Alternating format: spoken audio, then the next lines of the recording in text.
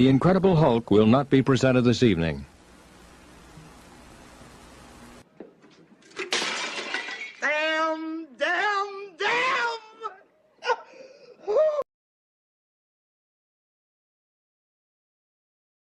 You are watching The DL Show on Dave's Guitar Channel.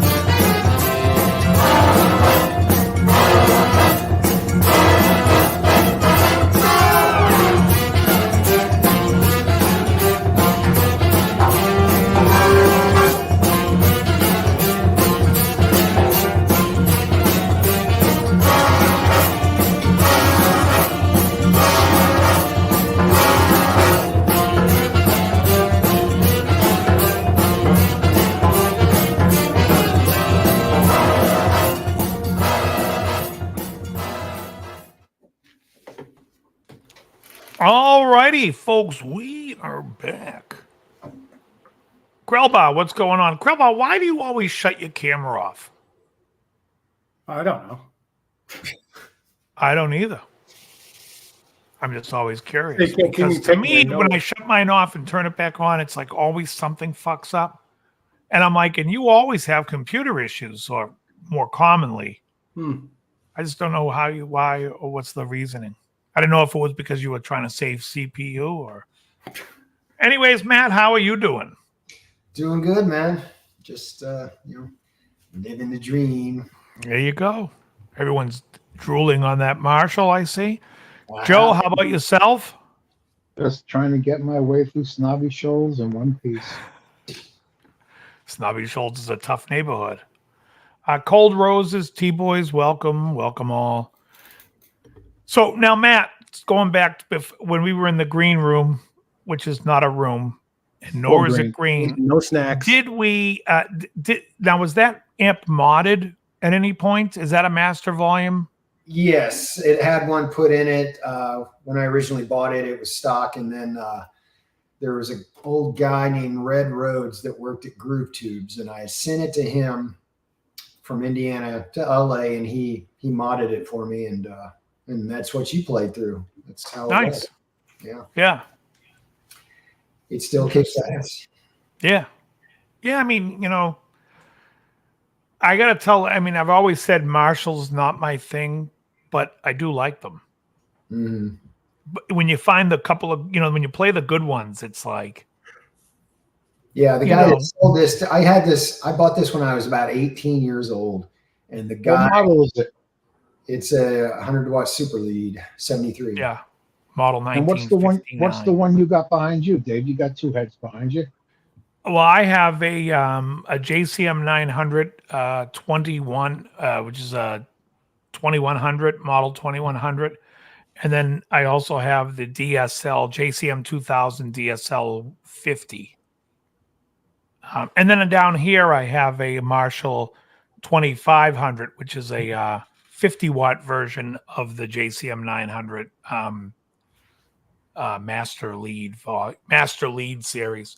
So, but what he has is the model 1959, which is the, some people call the Plexi from years 67 to 68. It's all the same. It's the model 1959, which is the first real Marshall head, should say. The Angus Young, if you will. Well, anyway, the guy that I bought that from, he still is like, if I ever am in contact with him, he's like, "You still have my amp?" And I'm like, "Yeah." He goes, "God, I wish I never sold that thing." Like, yeah. And it's lasted. I mean, it's all You know, Yeah. I'm sure has it been recapped at all ever or no? No. Yeah.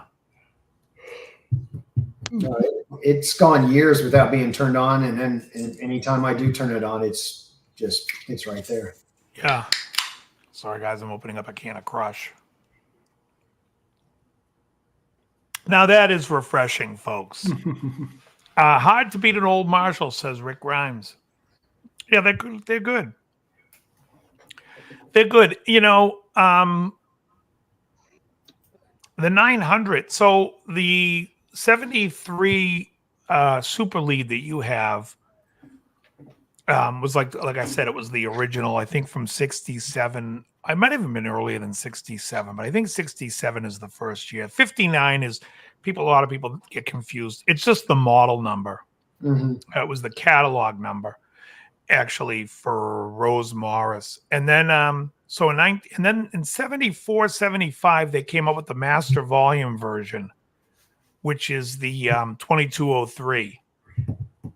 And then the first year of the 2204, they did something a little different, but within like 6 months to a year, they went basically to an exact 50-watt version of the 2203. So I hear the original 2204s aren't that great. However, that amp is the same as the JCM 800 2203 and 2204. And then when the 900 came out, they made a 2100, which was really a 2203, but it had one extra switch. There's a clipping diode that's put in line, but if you turn it off, it's basically a 2203, but you can turn it on and add more distortion or add more, gain. Mm-hmm. I like it better with it off because basically it's then a 2203. But if you don't want to pay the money for a 2203, that 900s, the 2100's good substitution. Whereas the 4100 JCM 900 could be the worst amp in Marshall's catalog. Mm-hmm. It's awful. I have a 72 50-watt model 1987. Yeah, 87 would be the 50-watt version of the 59. Yeah, great. The cool thing about the 50-watt is you can bring it to gain at much lower volume if it's not modded and there's no master volume. Once you have a master volume, it's all over. Master volume, I think, is better. Mm-hmm. But the 50 watt's nice because you can crank it and not, kill everybody. I mean, there's a 3 decibel difference between a 50 and a 100 watt. It's like not even that much, but it does break up quicker.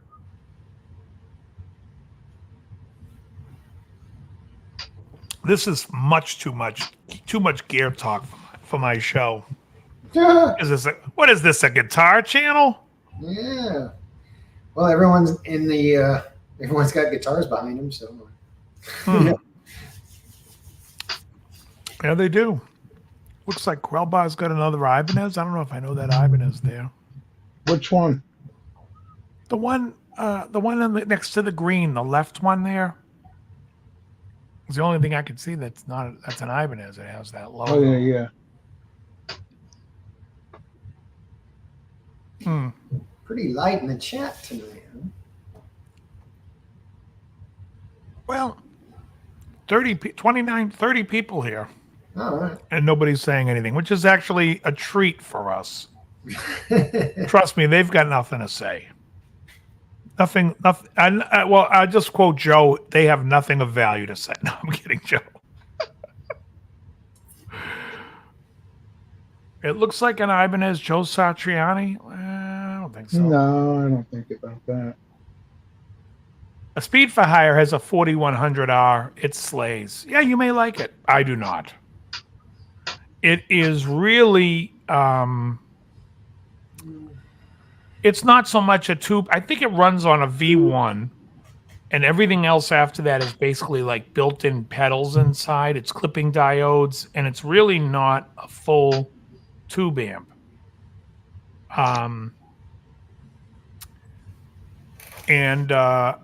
I mean, At loud volumes, I think it sounds pretty good. I just don't like the amp. Yeah, lower volumes, I just don't even. No. Krell, I'm what's, glad you like it. The most important thing, Speed, is that you like it because it's your amp. what's that? Yes, Krell. We want to know what the Ibanez that is. It's a JS100, Joe Satriani. Yeah. Oh, it is. It's Well, the cheaper model. Bring it up. Let's but- see the fucking Yeah, thing. sure. It does. I thought that guitar was more red. It's more like a wine. Yeah, burgundy. well, that's what That's I'm what I saying. did. It looked like wine to me. Yeah, I'll go grab it. I'll explain it when I get it. Hang on. Turn off the camera. So, where did you see Jimmy Page last night, T-Boys? Wait, did you say TT Boy is in the chat? T-Boys, Oh, not TT Boy from the Seymour Butts trilogy.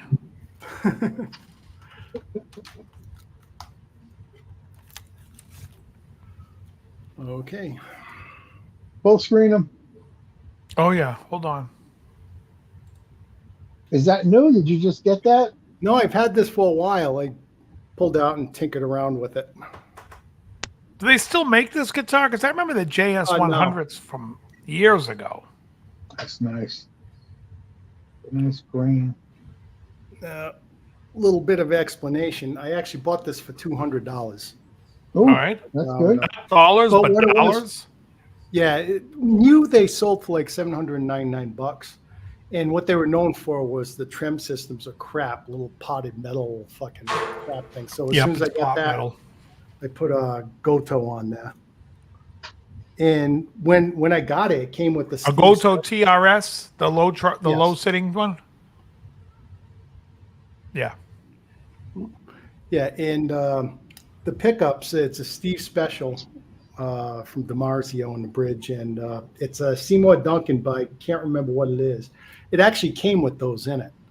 Okay. $200. So it's like, yeah. So I modded that. I actually had to get He some. put those pickup. The guy who owned the guitar put those pickups in, and then he was like, Yeah. "God, this thing sounds horrible." No, actually, it sounds I'm pretty getting good. rid of it for $200. So is that Indonesia or South Korea? This is Indonesia, I believe. Hang on. Captain Juan's asking if that's the same model that Frank Gambale. Gambale played an S. No, and he has Saber. Yes, Saber, right? 540 S540. I've Yeah. got his too. That's Yeah, and you have his wig. Let's not forget Yes, I that, do. Krill, right? We're going to tell everyone today that that's not your hair, right? I thought you said today was the day. Korea, made in Korea. Yeah, Either that's one made is in Korea. solid. Okay, so that's like a 2008 guitar, 2006, somewhere in that range.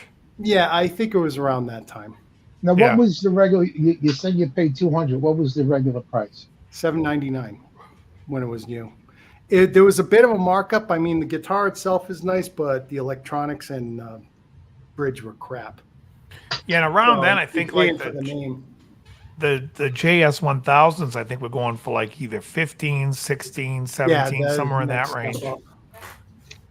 Well, this Was that- behind me, the shelf price was like $800-900 for Schecter Tempest Custom, but I got it for $200 as well. I actually have the price sticker hanging up. They gave it to me. Now, would you get that from a store or did you buy it off a guy? I got it. It Oh, Joe or me? which Yeah, one? Joe. It was Easter Sunday. I worked at a church, and I had to put away 2,000 folding chairs by myself because no one gave a fuck. And after that, I had no food at home, so I'm like, well, let me go buy food. But it's Florida, so absolutely everything is shut. The one store open was Guitar Center. So I said, well, I might as well go in there and look around. And they had that up on the wall, used 200. I think because on the back headstock, there's a chip of wood out. I don't care. I call that personality. Right. So I bought it. It's it didn't have stickers on it. It looked brand new. Right. I slapped all those that's what I was stickers on there. asking. Yeah. Yeah. Yeah. And I've had it ever since. I call Yeah, it my no, I Easter know- baby. I know that you didn't buy it new, Quell, because you already told me that there's a Steve Special, which is a really great sounding pickup for the deaf, and it also has a Seymour Duncan in the neck. Yeah, Seymour Butts. I forget what the model. It was like It wouldn't matter. 1B or something like that. Oh, that one. Let me figure it out and let me know what Seymour says. Which wood that one sounds best with. He actually does that on his page. Yeah, I know. He is so retarded. Now you prefer the DeMarcios over the Seymour Duncan, right there. I do. Well, Yeah, same here. so Yeah. I prefer, in all honesty, I'm going to say this. No. I prefer a few pickups from DeMarzio. Like, I really like the Fred.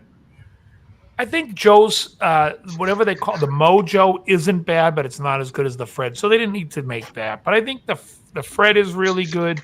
I think the area pickups are fantastic. The Air Classic. You tried that? Air Classic is an excellent pickup of a typical Gibson style. Now, Gibson makes a Burstbucker 2 and a Burstbucker 3 that I love. And there are some other companies that make good pickups. I can't tell you if there's people will tell you about Duncans and they're like, oh, you know what a really good one is? The Pearly Gates. Well, I don't like it. It's kind of dark. It's dark. It's not the way a Gibson pickup sounds. The Burstbucker 2 or 3 sounds more like Billy Gibbons sound than I have here. I don't know if you can see, but I have here.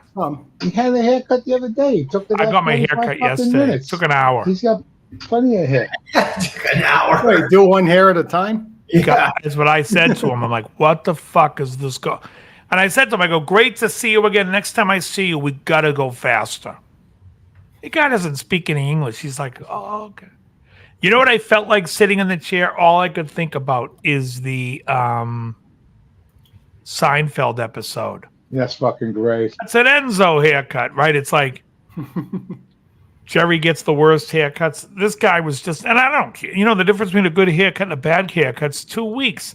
I even told the guy, I wear hats all the time. It doesn't matter how it looks. I just don't feel like, in all honesty, Cheech, I started wearing hats when I used to play, I used to wear, what's that orange goop? I think it's called goop, but it's like hair gel.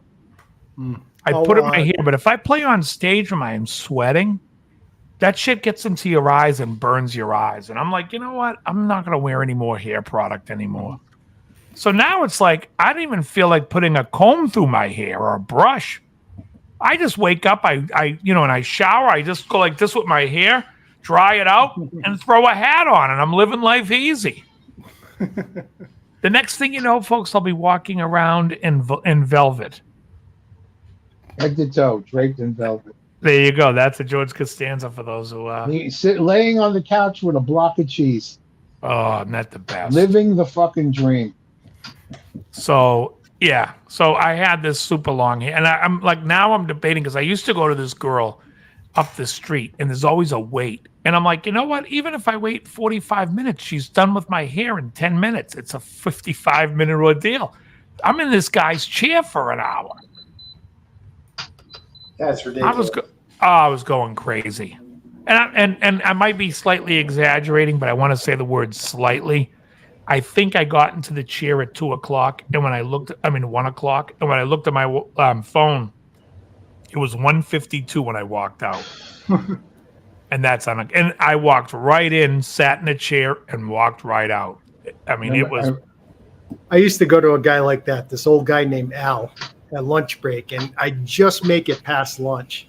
But the thing is, he used to use the straight razor to do the shaving. Oh, he does that too on me. He uses the straight razor. He had the shakes, right? Oh, but once he got that blade down, he was straight as an arrow. But when he's holding these, Chris, I had a buddy of mine that had a Flowbee. He used to cut his own hair. It's true I switched out my 32 waist tags for 31s. That would be Jerry Seinfeld's secret. I was supposed to be in the vault. No, I actually have a 31, and 31s feel pretty good. I mean, they're loose. It depends on the brand. Some 31s I have are like, I'm like, Jesus, is this really a 31? Because it's big. And then some 30, actually, there's a 32 I have in a pair of shorts. I'm like, this is like a 31. But I knew that buying it because when I bought it, the woman's like, those run small. I'm like, yeah, I know. Are those lithographs signed, says Speed for Hire? Oh, are you talking about these?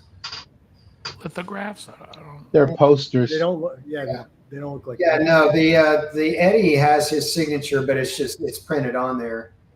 And then this Randy poster is kind of rare. I've had it for decades. I don't even remember where I got it, but it's got his name and the death dates at the bottom, and they got the date wrong on it. They put he died on March 20th, and it was the 19th. So.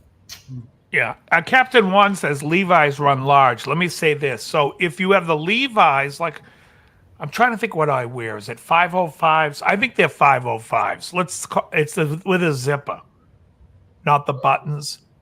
And the 505s, if you get them in what is almost impossible not to find, it's the stretch jeans. Now everything's stretch jeans. They all have a little stretch to them. You guys notice this?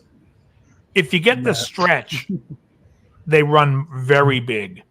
If you get the regular Levi's and find the 505s without stretch, they're pretty true to size. And so that's my main pair is the non-stretch. But but you are right. The stretch 31s I put on, I'm like, gee, I could pull it out and be like, I remember when I couldn't do this to a pair of 38s.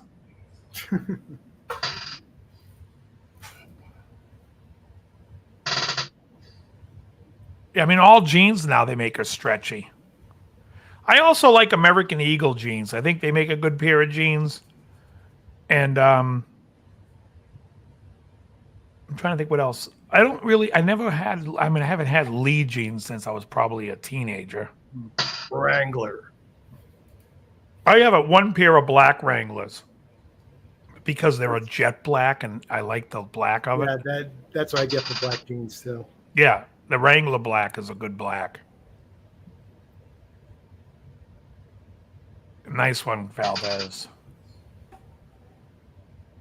But anyways, so that's and that's all you need to know about jeans, folks. Everything you needed to know. Did you know we'll be discussing jeans tonight? Damn. Yeah. You know what? It came kind of in favor to the young kids now is mom jeans. Have you been seeing young girls wearing mom jeans? Not young girls, no. When I say young, I mean like, 18, Puffy in the 19. Yeah, they go all the way up to here. And it's like, God, I can't wait till you're 40 so you can look back and go, what the fuck was I thinking? Just like the women our age did.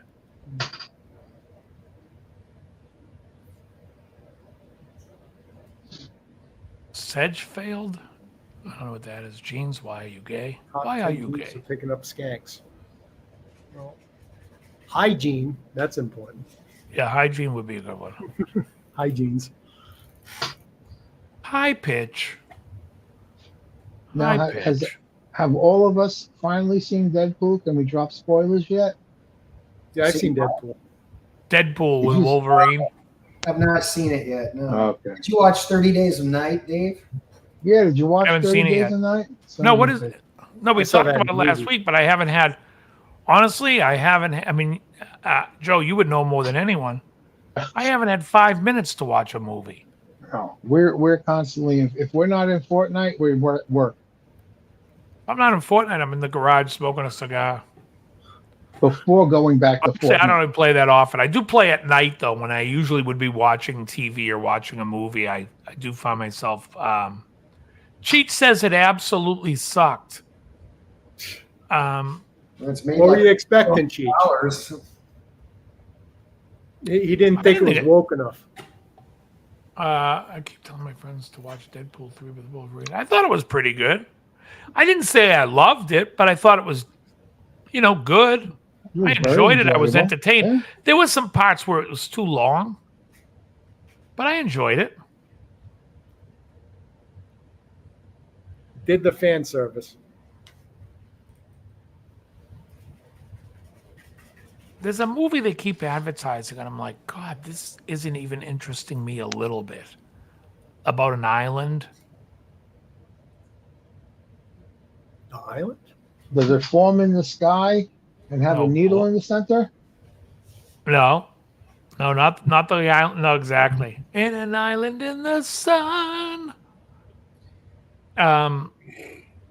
Blind something it's called. I don't know. They keep advertising on YouTube, and it's like, buy tickets now. Buy tickets. I want tickets to fucking get blinders on so I don't have to see this movie. It looks terrible. I don't know. Nothing appealing. Yeah, I think it's a little long, Captain Juan. I would like to see Marvel Studios do a Colossus film. Yeah, you and Joe would love that. That'd be cool. Colossus was one of the X-Men, right? Yeah, he's the big metal Yeah. guy. He was in this Deadpool for about 3 minutes at the party in the beginning. Oh, right.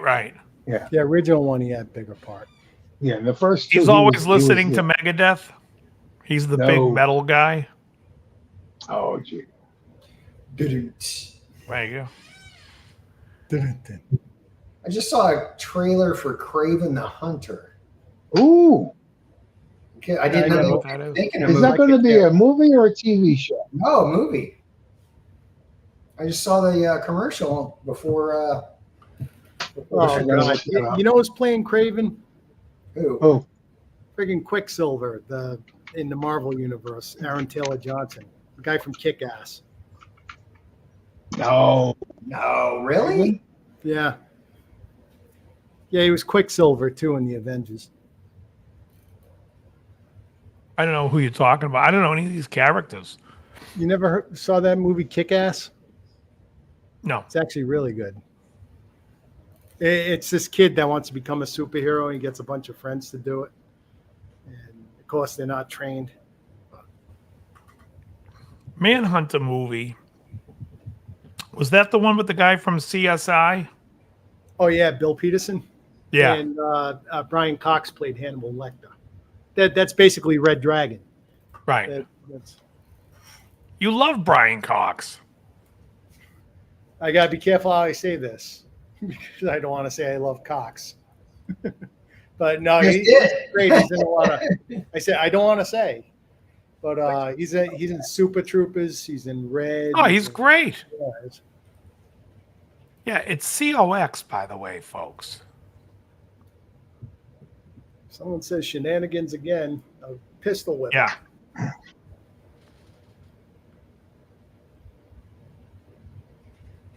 Rom or Dazzler? I don't know what any of this is.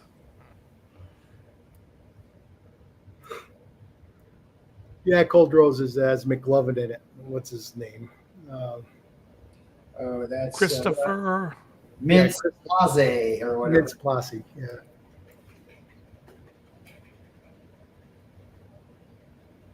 McLovin. What is he in? Have you guys ever seen He's Role in Kick-Ass. Models?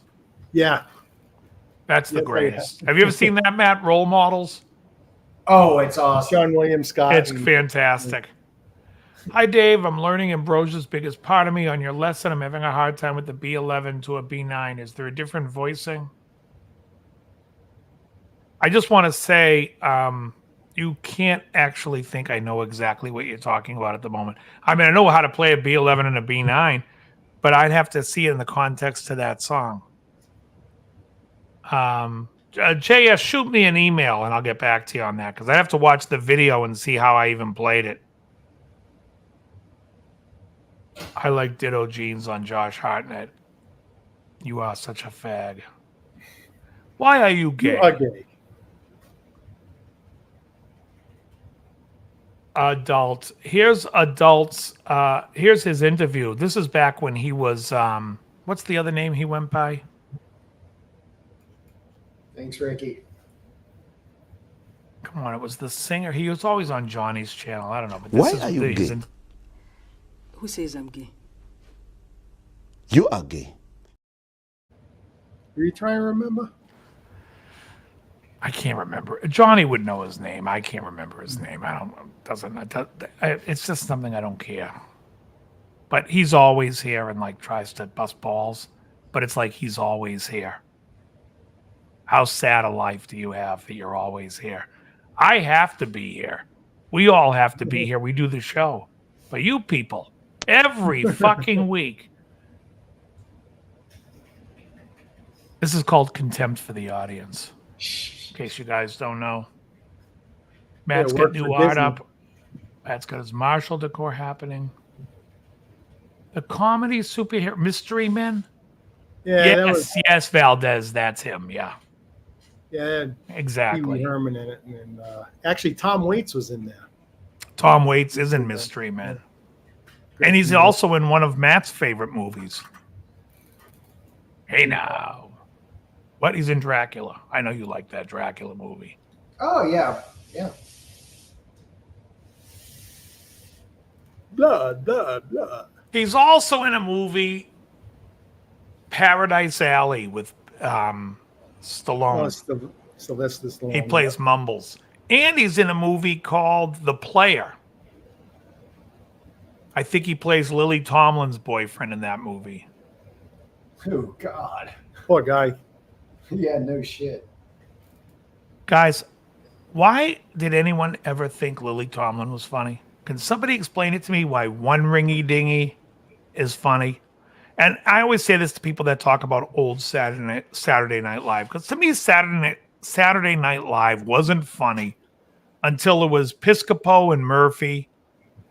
And then, of course, the Carvey years and the Sandler years and the Farley years. But Murphy were my favorite years. But I mean, like, yeah, there was a lot of dogs in the original early years, but there was some classic skits. Classic skits, yes. Funny classic skits, no. No, you didn't like the Wild and Crazy Guys? No. No? Oh, come on. Killjoy. About hamburger, cheeseburger, cheeseburger. Oh, that's awesome, Chris. I'm a huge Tom Waits fan.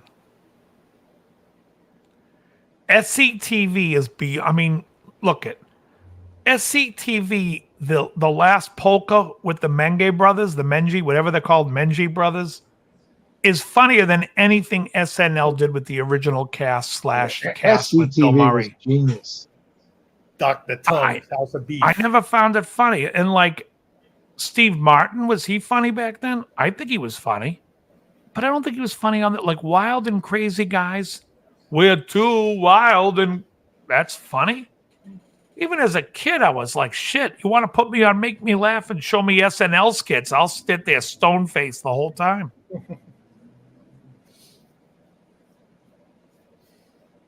Well, some of the ones that were classic were just like things that, stood out. Like I remember they did one on The Omen, and like Belushi was supposed to be Damien, and he had like 3 6s on his forehead, like in magic marker. I don't remember that. You don't? No. And they go, well, he's supposed to have 3 6s on his head, and they lean over and look at him from the top, and they go, it's okay, it's 3 9s. And then there was the you're talking about SNL, the old SNL? The old SNL. And I think one of the only funny thing was Little Chocolate Donuts. When Belushi wins the decathlon. He's right. It was a Buck Henry episode. What, the Buck Henry? Yeah, the Harry's home in Saturday Night Live. Yeah. Did you ever see the Ricky Rat Club? That was the old cast, and they were doing like a takeoff on the Mickey Mouse Club. I remember Gilda Radner in that skit. I remember Belushi because his name was Sleazeball. Yeah. Yeah, that stuff never fucking tickled me.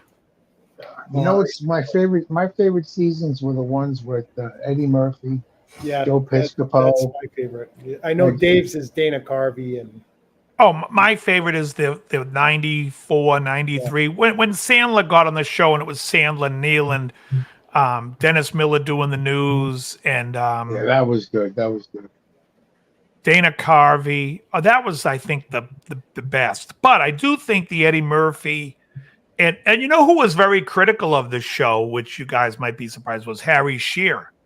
Phil Hartman, thank you, Captain. Yeah, Harry Shearer was on the 1980s. Harry Shearer went to Lorne and said, "Listen, you got to do something about the show. Like, it's not funny when you have somebody sit there going, I'm Gerald Ford, and they just look like themselves, or there's no impersonation.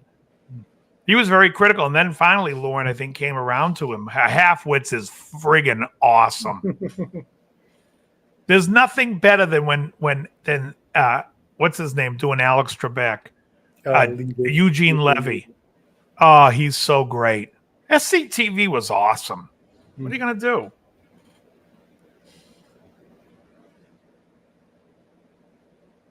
Piscopo was funny. I think he was funny. I mean, I don't think they were hot, like drop dead hilarious funny, but I think they were. I think that show got elevated when they were on the show, and then I think it really didn't pick up till the mid to late '80s after all those improvisation, weird. I think, was on there, and like they had fun with it because they do a skit, and then they'd be doing another skit, and then someone in backstage, be throwing stuff at them while they're doing the other skit. The days of the week. You love Clay Collins, Captain Juan. Wasn't that Rick Moranis' name on it? Clay Collins. I'm a big fan of your music. Oh, thank you. Like I said before, Dr. Tongue's House of Beef. Dr. Tongue's with the 3D. If you go back and watch SNL original cast, I think you're going to find it doesn't fly the same. And I've said this about, you guys can say I'm wrong, I've said it about Animal House. Ooh, Animal House was a great movie when it came out. When you go back and watch it now, you're going to be like, it's kind of dumb. Mind if we dance with your dates? We were just leaving. Well, all the Peter Riegert scenes are great. Was it over when the Germans bombed Pearl Harbor? The Germans? He's rolling. Yeah, not funny. My father loved that fucking line. I like John Vernon, basically. John Vernon is the dean. Is the best. Hey, so Dr. Detroit, Ricky Compton brings up Dr. Detroit, the girl who plays Mom in Dr. Detroit.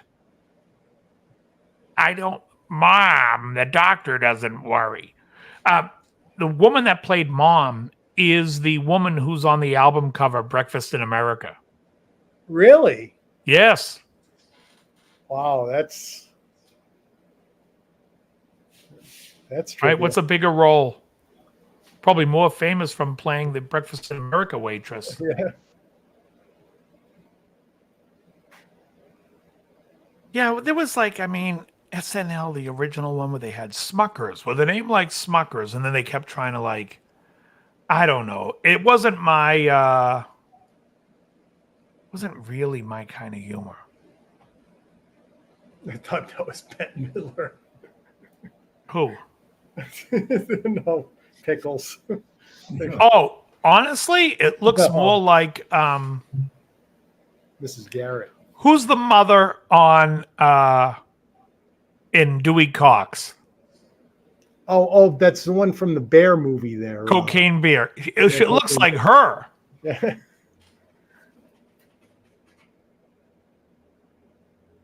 Johnny Dangerously's a classic. That's always a classic. But in the 70s, Neighbors might be 80. I think it's 79. I never cared for that movie. Yeah, I know what I think it was Trading Places was originally written for Belushi.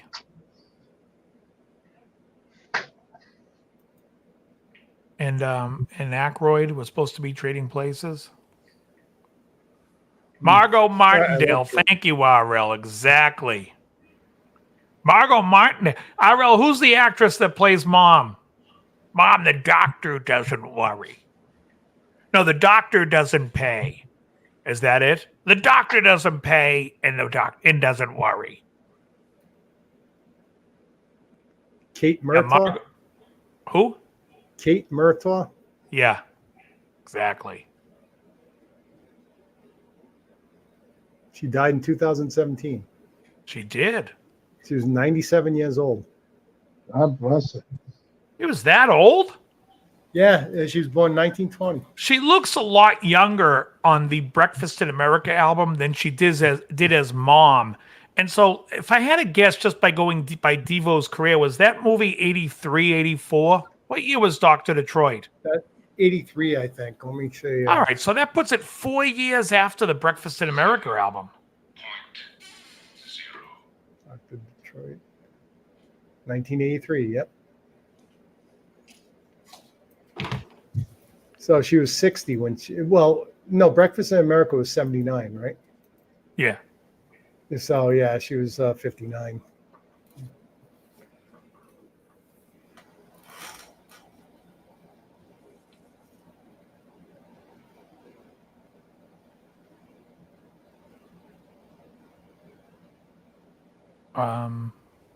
Yeah, I don't know. Did I like Jim Belushi stuff? I love Jim Belushi in the movie About Last stuff. Night. The Principal. About Last. What's that? Principal's good. About Last Night. Him and Rob Lowe. That movie's great. When the girl says, "What do you do?" He goes, "What do you know about the fight game?" I don't know anything. I'm the heavyweight champion of the world. It's a great bit.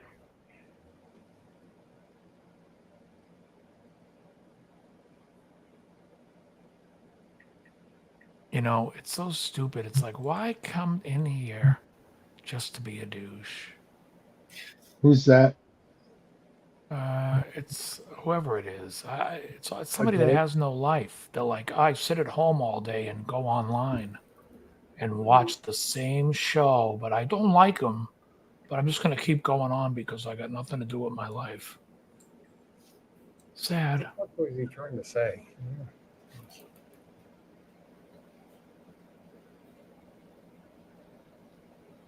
The wrong Belushi died. That's funny. This little walk hardism. Popular date movie back in the day. What was that? Oh, About Last Night. About Last Night was good. The wrong kid died. That's what Jim Belushi's father used to say.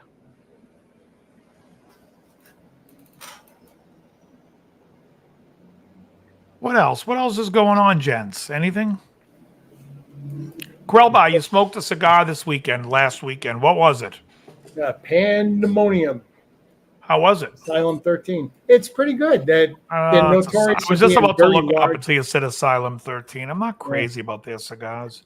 You know, they're huge, they're cheap, and I was surprised how good they are for being that cheap. I don't like a huge cigar, though, because that's a commitment in time. Yeah, well, I'm out back. Yeah, that's a time thing. I mean, anything over an hour and 10 minutes, I'm like... I've got one right here. Hang on. I will see this thing. I belong to... Joe, remember I told you I always get cigars from the clubs that I belong to. Yeah. So finally, I emailed that cigar club today. I'm like, dude, you guys charged me on the 3rd. When the fuck are you shipping this thing out? They're like, sorry, we were waiting on a stick to send out, and they just came in. And then like an hour later, they sent me a notification that they shipped it. But I was like, fuck. Oh, that thing's huge. Pandemonium. Yeah. Well, I know the one I'm smoking at the beginning of the show or whatever there, that's another Asylum 13, but it's a much bigger ring gauge. Oh, yeah, that's bigger than that. What is that? That looks like a 60. Is that a 60? I think this is a little more than a 60. Christ. Is it going to say? Yeah, let me take a look. Oh, really? Mammoth did that, Dave? It's a 70. A 70. Yeah, that's too big. And the other one I had was an 80. You are still tuning Greta to standard or C sharp? That's a question for you, Joe. What? Speed for Hire is asking if you're tuning Greta to C standard or C sharp. What's Greta? I don't know. Dave Mammoth is the screenwriter who wrote Glengarry Glen Ross and So, Cheech, you're asking if I ever tried a Guatemalan cigar. Then you said they're as good, if not better than Cubans. Better than the Cuban people? It's an interesting thing when people say that, because it's almost like when someone says, oh, this is better. This country makes guitars and they're better than American guitars. Well, it's such a generic thing to say. Be more specific. I don't know if you're going to tell me a Chinese-made guitar is going to touch a Kevin Ryan acoustic or an Olson acoustic, which are also American. So there are some Cuban cigars that are just flat out phenomenal. And there's plenty of Cuban cigars that aren't that great. They're good, okay. And then there are some that are just bad. Now, what do you think is the determining factor? It's personal taste, really. But I mean, for the most part, it's the soil, who's making it. I mean, people go crazy over probably the best cigar I've ever had was probably a Cuban H. Upmann No. 2. It's just a fantastic cigar.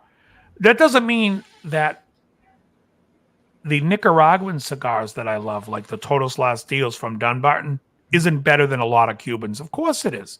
So you can find cigars made anywhere that are better than some Cubans, but then there are some Cubans that are better than everything. And at least they are for me right now. Like, I think the Romeo and Julieta short or wide Churchill's great. I think the Partagas D is great. I think the Monte Cristo No. 2, the H. Upmann No. 2, the H. Upmann 54 Magnum, and the 52 Magnum is great.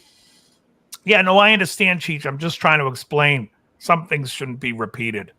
You just say they make a very good cigar. Nicaraguan cigars right now are the thing that I like, mainly because of the strength. But there are some Dominican cigars I like. They're made everywhere. And that, like where Guatemala is, it's all the same climate. They're only going to get better. But yeah, it's really who the roller is, who the blender is, whether they blend a decent cigar or not. Not so much where it's from. Some guys will swear by Padrones and other companies in Florida that moved out of Cuba in the early 60s, late 50s, but before the embargo. In fact, I used to love a cigar by El Rey del Mundo called the Flor de Laneza. And Frank Laneza was a Cuban roller blender who moved to Honduras and became a blender for first for El Rey del Mundo. Then he had his own line called the Frank Laneza. But yeah.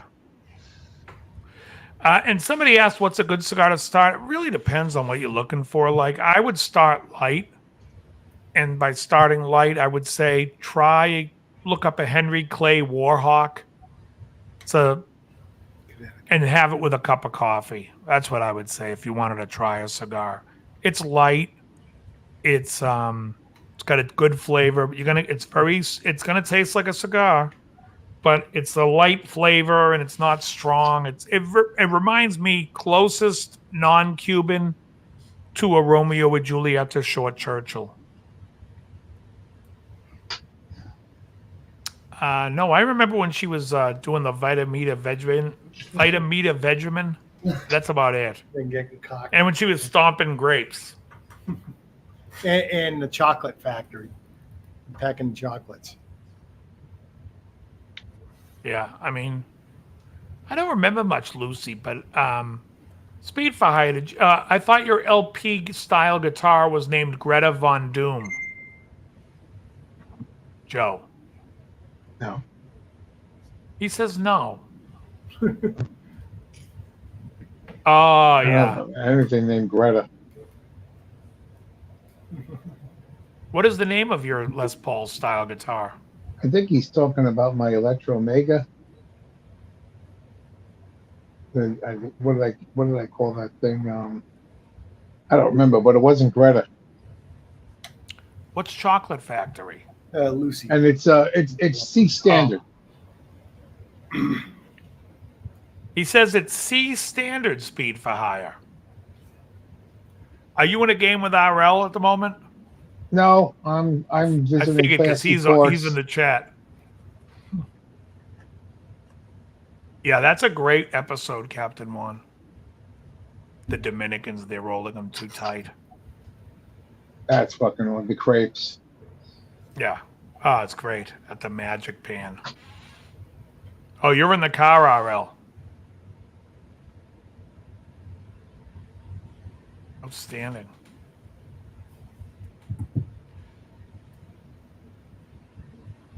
This is sweaty. Is it sweaty? What are you not playing reload? You're obviously playing solos. Yeah, I'm playing the solos. My thing is search chests at classy courts, and I've come in the 80s each time, gotten killed. But obviously listening to the show and trying to play by myself is not, The show will be continued on Twitch. Right. I wouldn't mind that. Except with all the cursing we do, we wouldn't be able to broadcast. We'd be off in 2 minutes. Oh my God, it would be This great. is all Joe says when we play. Fuck you, Dave. No, no, that's mild. I don't. No, we're bad. We got bad, dirty mouths. Oh Get yeah, the fucking blowtorch out of here. it's this week's list. POIs DL hates. Well, that's all going to change Friday. Yeah. What's the deal with Spark amps? I've never had a Spark. I don't know anything about them. Like so many people. I got my whole thing on my Spark. Yeah, so many people when Sparks came out like do videos on them, and I see. Oh, I understood what you meant, RL. I see that that like people talk about this amp, but I have zero interest. It's like when they did the Katana amps. Oh, the new Katanas are out. I'm gonna play a bunch of blues licks and tell you what I feel about it. Could you not? What do I got to do to not see it? Oh, I know. Not click on your fucking video because I don't give a shit. I'm going to play a couple of blues licks and show you what this thing's. Everyone plays the same fucking lick. It's like, come on. Here's what this pedal sounds like. I'm going to strum an E chord. Oh, yeah, that's exactly what I wanted to hear. Listen to that distortion works on this fucking chord.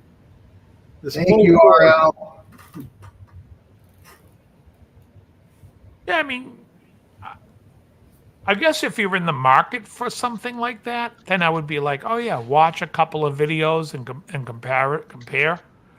But just to watch when I'm on Classy, then on Oscar's house, the two of them went to war so bad they took out a segment of the house.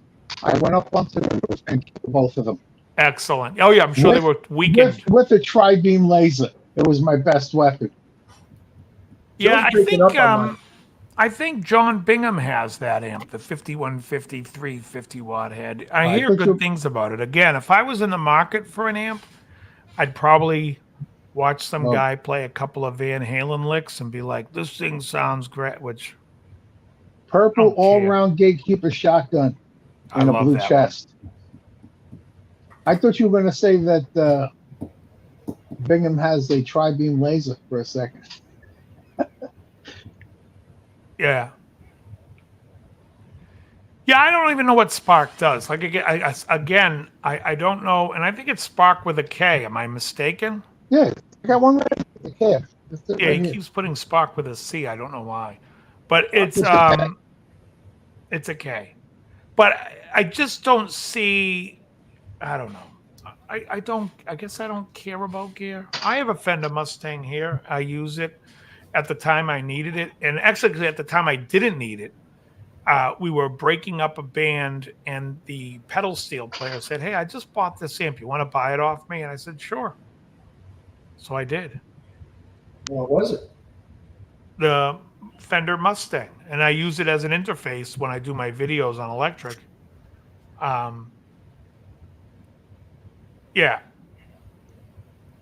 Yeah, I mean, there's always, in most amps today, I think there's way too much gain.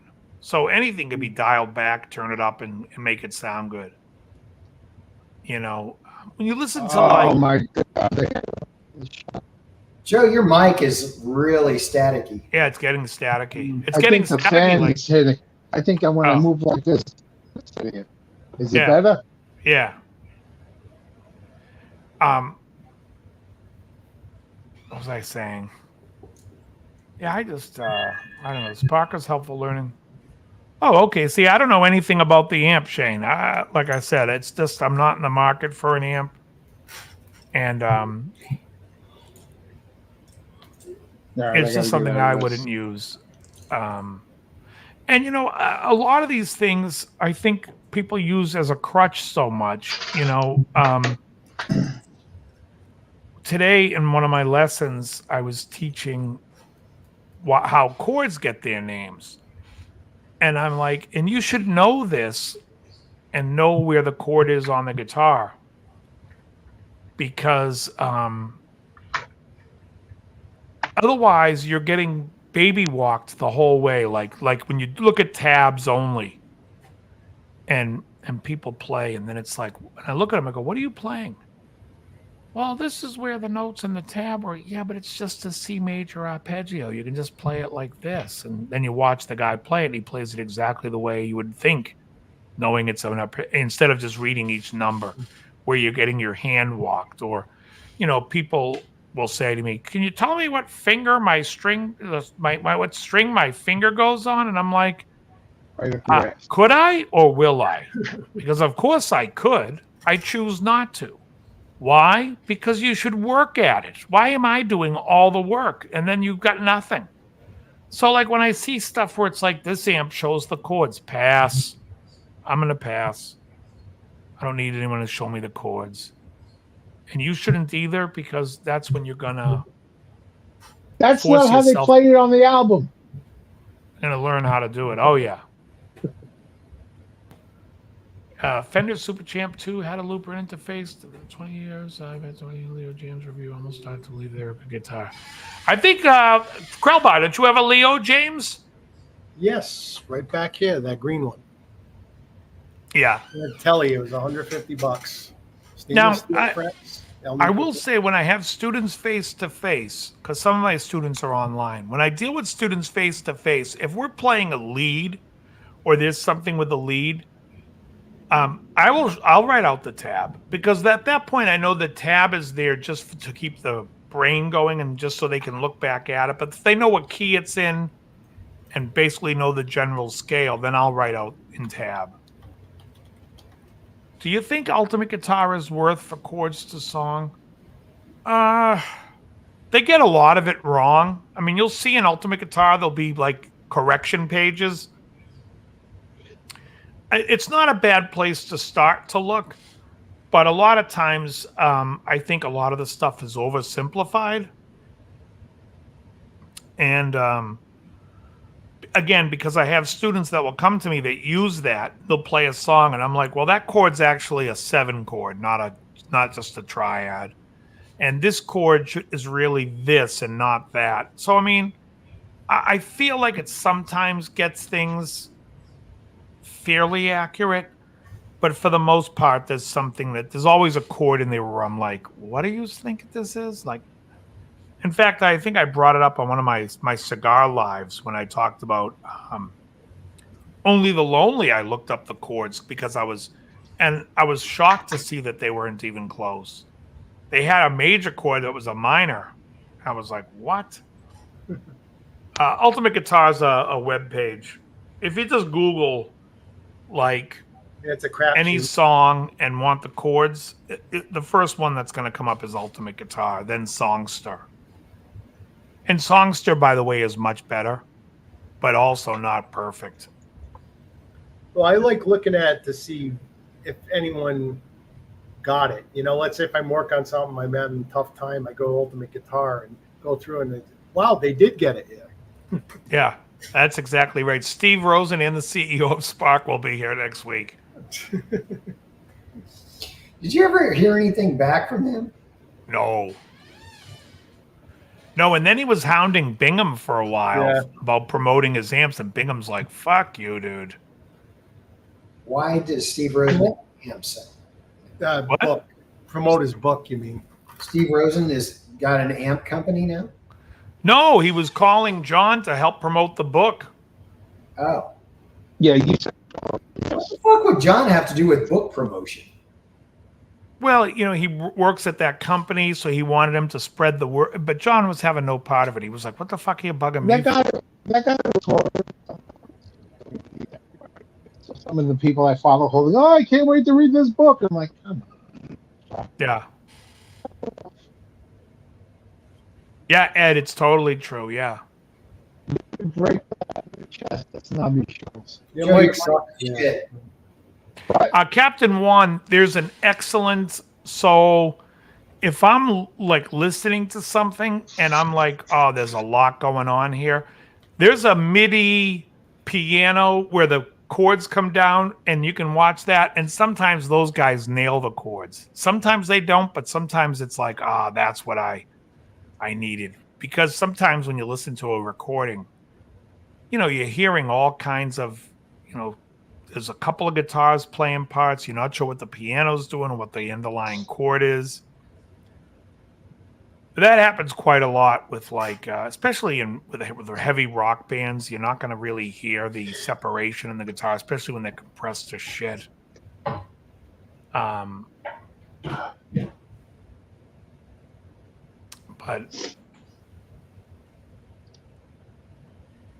yeah, I mean, I just think that it's better to, and so funny because people some people will tell me that I'm tone deaf. Oh, you don't know what chord that was. It's like, okay, well, what are you on my channel for? Why are you learning the song watching my channel? Get the hell lost. No, I don't care. The thing is, they think I care. I put those songs up there so I can go back and refresh myself when I have to go do that song. Like if my band says to me, hey, we're going to do that song next week, I'm like, fuck, I haven't played that in 2 years. I'll just go to my video and watch it.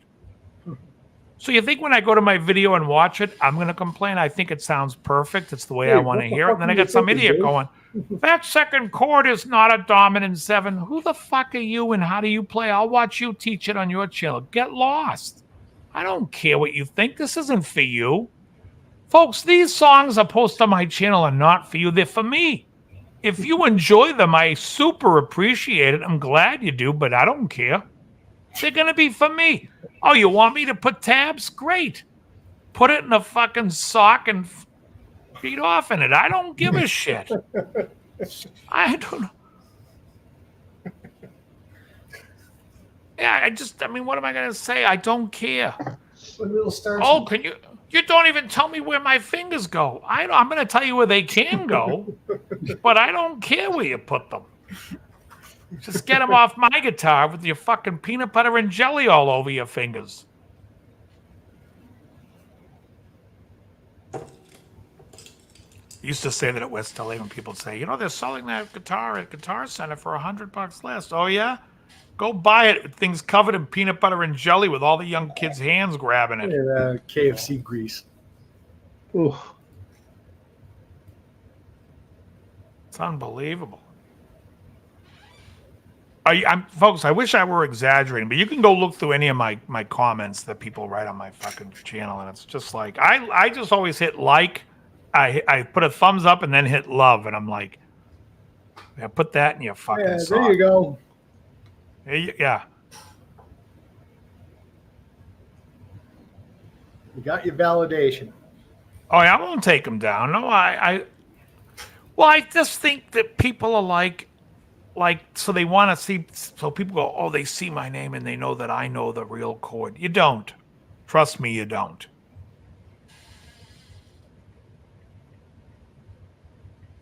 I mean, it's so funny. But one of the songs that somebody commented on, I would bet the guy my fucking life I nailed every chord on. And he's like, oh, you're tone deaf. Oh, is that what I am? But you figured out how to fucking play a major chord. Give yourself a prize.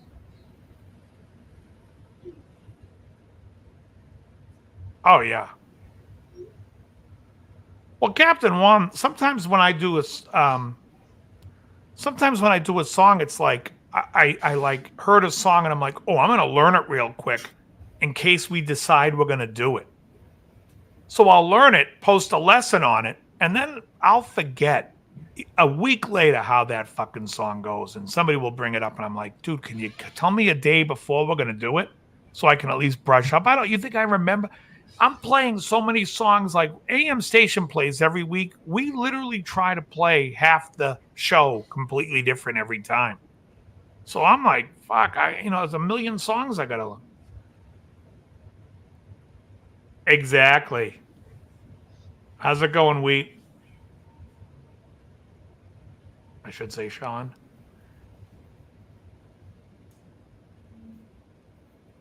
Awesome. You know I love Boris Grushenko. Boris, you have a yellow stripe that goes across, goes down your back. No, actually, it goes across. Yeah, we have fairs. Marshfield is next week. Is Marshfield next week? I would have no idea. Or is it this week? I think it's this I don't know.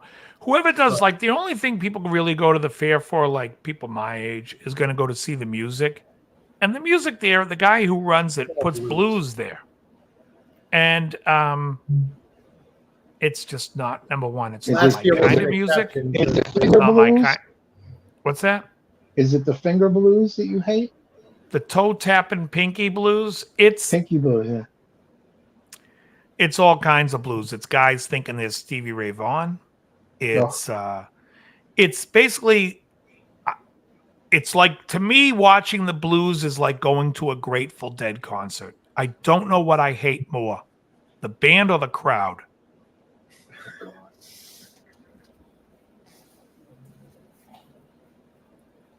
Folks, that's gold. I don't know where the hell the laughter is, but that's gold. Dave, Devo did a tiny desk. Oh, I love Devo. I was watching some old Devo from Fridays the other day, watching him do Gates of Steel. I gotta go watch that. I like. I don't drink beer, so I there's a lot of beer being drank. I don't drink, so it's like I don't care. It's just a fair is not something I have any interest in. It's basically watching a lot of fatties walk around eating fried dough, yeah. fried dough, crinkle cut fries, hot dogs, and it's like, plenty of guts, right? Oh, Captain Juan throws in a no more from Toys in the Attic reference. That's good. Yeah, Aerosmith is quitting. I heard that. I would say, yeah, you're only about 40 years too late. They should have quit after Rockin' a Hard Place. Yep. I'm through being cool. That's right. Eliminate the ninnies and the twits. I didn't get, because all these people were chiming in saying, oh, I'm so heartbroken. Aerosmith's not going to tour anymore. And I'm like, what? Who cares if you hear fucking Ragdoll or Janie's Got a Gun? Fucking nobody gives a shit. Sucks. Yeah. Honestly, the last tour they should have done was they should have done like a Rocks tour, a Toys in the Attic tour, and finished on a high note. Nobody wants to hear, and I'm crying, I'm a faggot. It's just awful music. It's terrible. Yeah. The 80s, it's all corporate horseshit music. When you hear like songs like Deep Fried Sticks of Butter. If it was deep fried in bacon fat, I would be all for deep fried butter.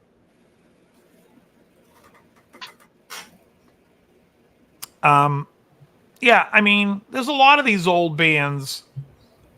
Wow, it's so funny, Ed Dana.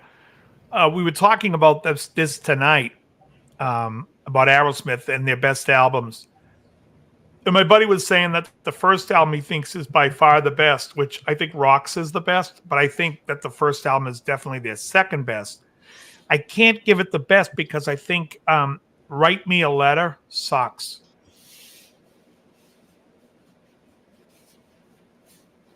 I went to the Done with Mirrors tour, and I didn't love it. I don't like what's on that? Let the Music Do the Talking. I know it's the first comeback album, and it might be better than the albums that follow it, but I could have done without it. I mean, honestly, I think Rockin' a Hard Place, there's some good songs on there. I mean, it's probably as good as Night in the Ruts.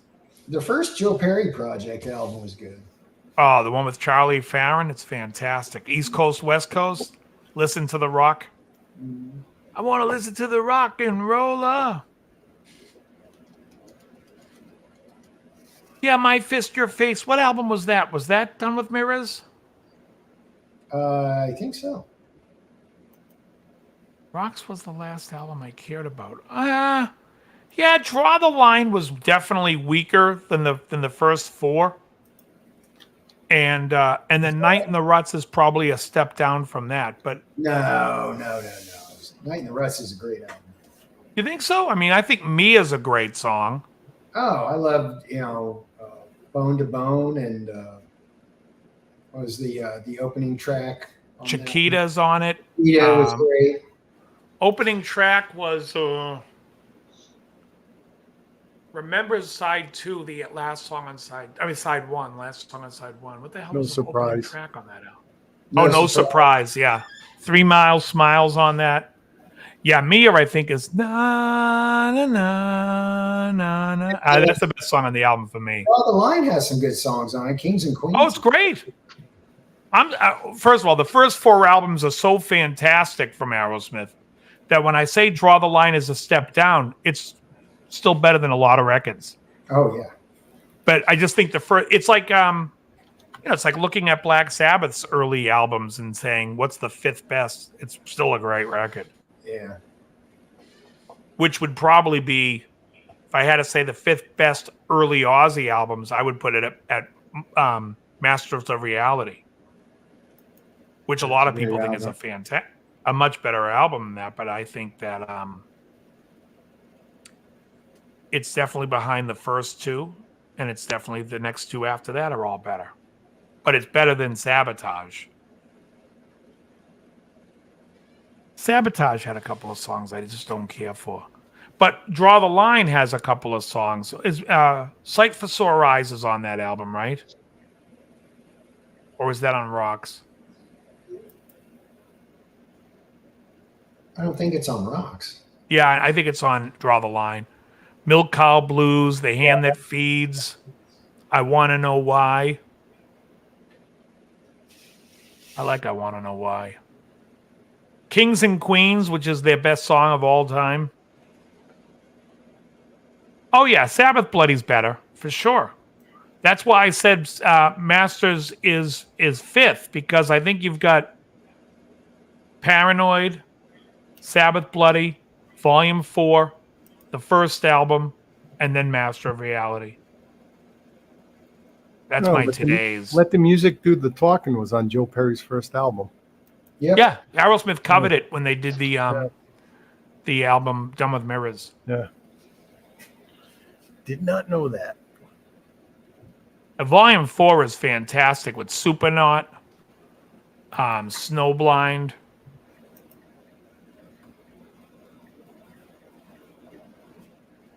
Oh, yeah. I like Diary even better than Blizzard. Yeah. What else is on that album, Volume 4? Tomorrow's Dream. Changes is on that album. I'm trying to think what else.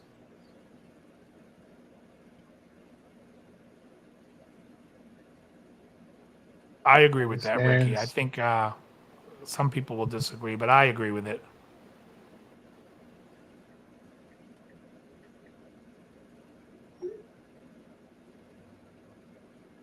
Went through a lot of batteries. Speaking of going through batteries, did you guys see that? Oh, Joe, what's her name? That's back in the business, in the adult business. Christy Canyon is back. That album is like 50 years old. Volume 4, yeah, Volume 4 came out in 72. Yeah, because Sabbath Bloody is 73. Oh, Cigar, I think, is back too. Come to think of it. Oh God. Who? No. You said no. I say yes. No. I say yes. I think you might be referring to Cigar Black, who's just is that not the same girl? No, someone cashing in on her name because she's blonde. Yeah, she's Oh, 70. really? And she's old. She's old, yeah, so she's trying to get some of that fame on there. Why would you call yourself by a different name if you're a legend known by just one? Well, I figured she was coming back, and I just saw an old bag. No, it's not her. So Seika Black is born in 54. Seika is born in 54.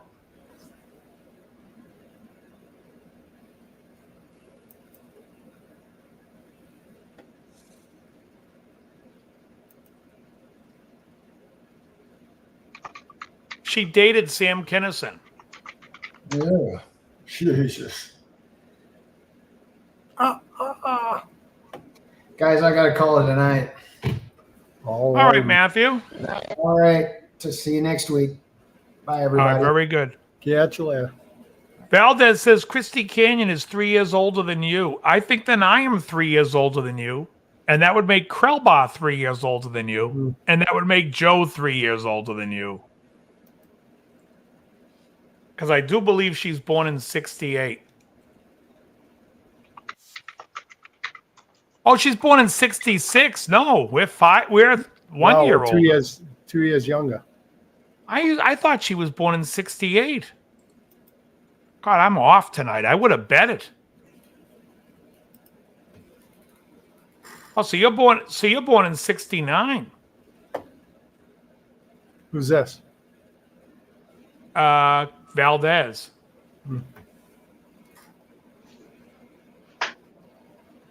Oh, I don't know. Jessica. I don't know who. Yeah.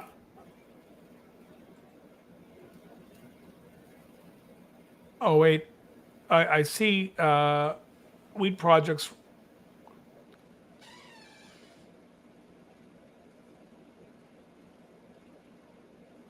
Is Kay Parker still in the business? No, she's Screaming for Vengeance or Heaven and Hell? That's an easy one for me. Yeah, I go with Heaven and Hell. I'd go with Heaven and Hell. Only because I don't think Screaming for Vengeance is their best record. I think it's their best record. British Steel is. I think it's very good.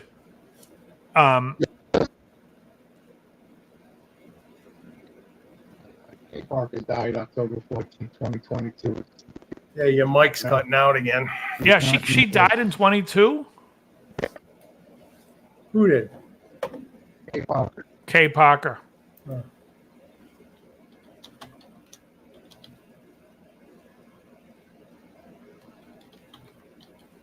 All right, I'll be back in 1 second, and then we can pull up a list, Joe. What do you think? Yep. What kind of list? I don't know. How about this? Somebody posted, I saw a video, and this guy was like the best albums of the 80s per month, as like the most iconic released by month. And I'm like, I think he missed a bunch. Unleashed in the East is fantastic. Now, I'll say this. When I was in high school, I used to rush home every day to play along to that album, note for note. Powerage, A Flick of the Switch.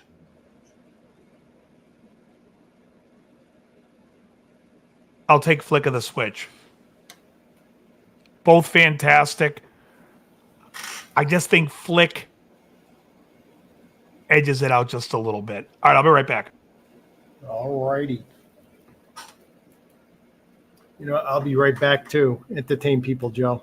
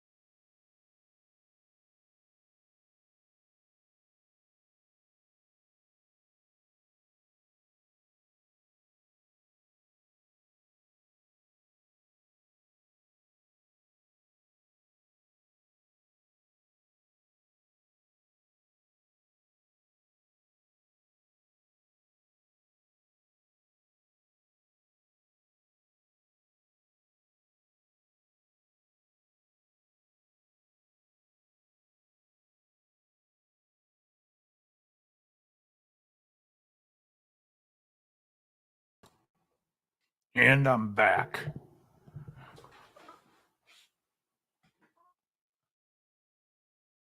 Yeah, Point of Entry is good, though. I just think, like I said, side 2 of Point of Entry is the reason why that album doesn't get the love. Side 1 is fantastic. Can you hear me? Yeah, you're staticky a little bit. I switched headsets. I have no idea what the fuck that is. I think it sounds more like it's in the internet more than anything. I got good internet speed.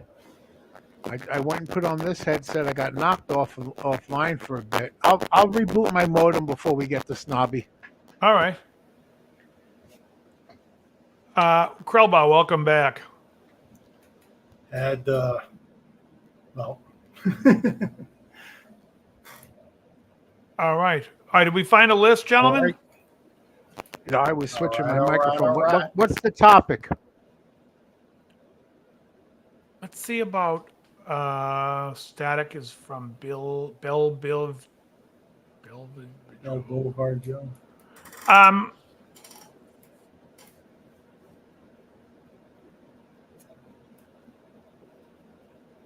Waiting on my 5150 4x12. It's on back order. Should get it. It sounds like the Crystal. I like Crystal Method. Everett, they're the ones that do Get Busy Child. I love Get Busy Child.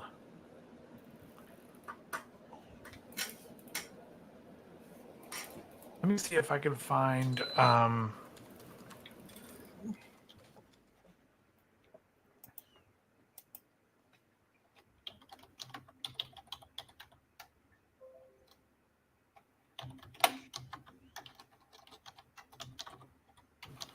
How about best late night comedy shows?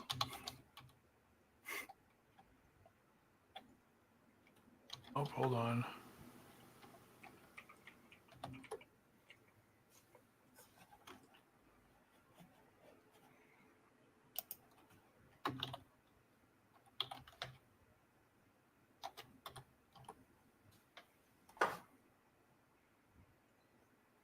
Looking at I already don't like this list.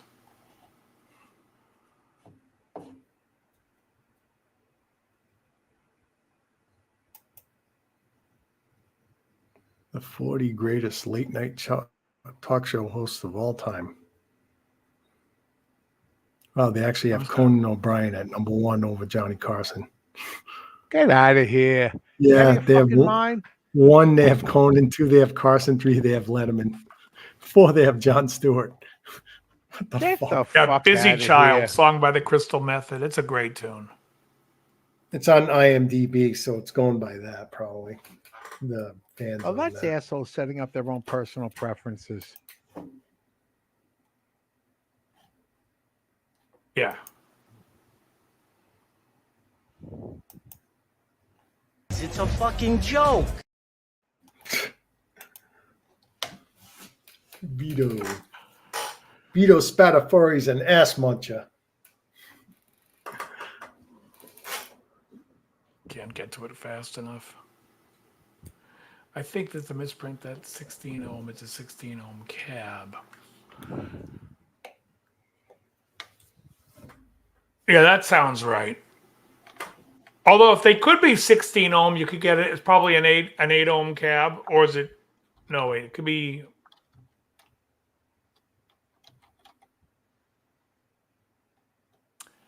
Let me think how that works.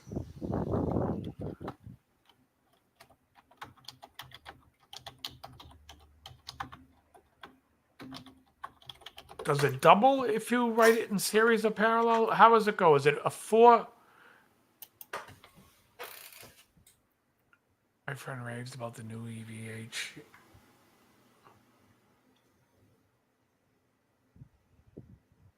Well, if it's in parallel, it's going to be half the ohms. So. And then in series, is it double or is it the same? It's double. It's double.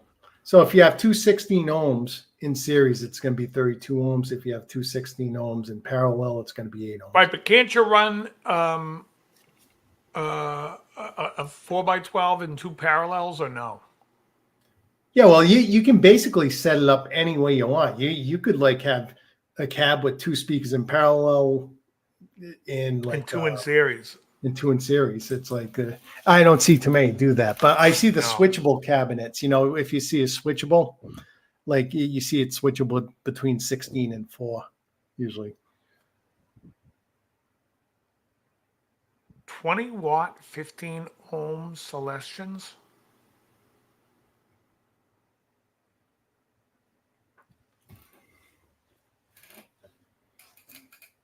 And it's a 4x12, so that would be I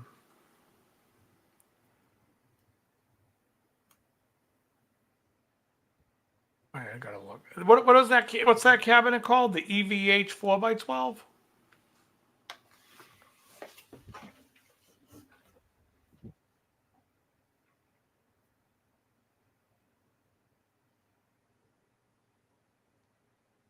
Well, 16 ohm cab, that could be like 4 ohms in series, but I Yeah. don't think that's how. I don't imagine that, but it could be. No. But I'm No, looking on it's the. gotta I'm be that. going to go to the specs here. Hold on. Do they even have specs anymore on this thing? What's going on? Like I said, it's a 4x12, so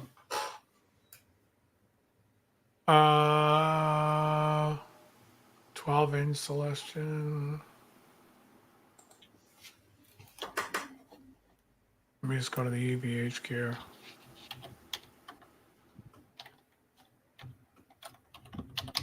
On specs, here we go. 20-watt speakers. Speaker wattage is rated for 100 watts at 16 ohms. The impedance is 16 ohms. yep. But So it it's doesn't tell probably- me it doesn't tell me what the ohmage of the speaker is. I'm guessing it's 4 ohms each speaker in series. Hold on. Celestian 12-inch. Here we go. I had to go to the individual speaker. Yeah. Specs. Never really gave it much thought before. 8 ohms. 8 ohms, okay. So Although now, they could make a 4 for the cab, but this one says 8. yeah, well, how would they? There's probably a way to wire it to make it. Oh no, there is a 16. 15 ohm. No. There is a 15 ohm.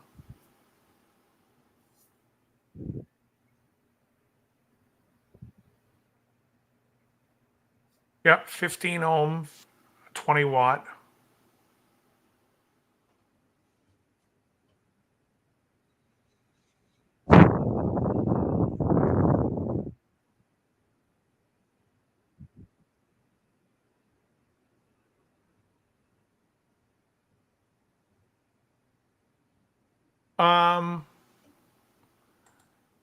Nothing really. It just depends on how you wire it up, and as long as you set it up and match it, you're fine.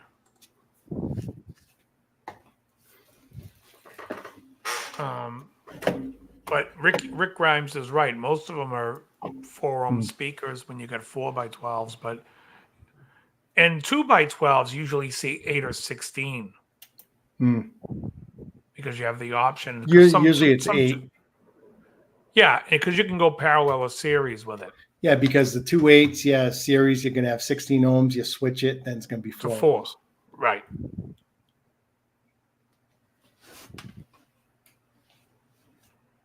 Joe, what did you find? I said, what kind of topic? You never gave me a topic. Oh, I don't know. Music. So I watched this video. It was the best albums of the 80s. Let's go best albums of the 80s by month. All right. I bet you that video will come up because that's what I watched today.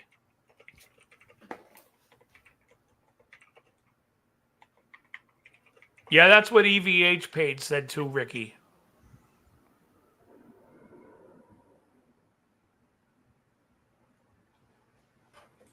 I don't even know what shoegaze is. 15 ohms, 16. That's what it says. Okay, most iconic. That's a video.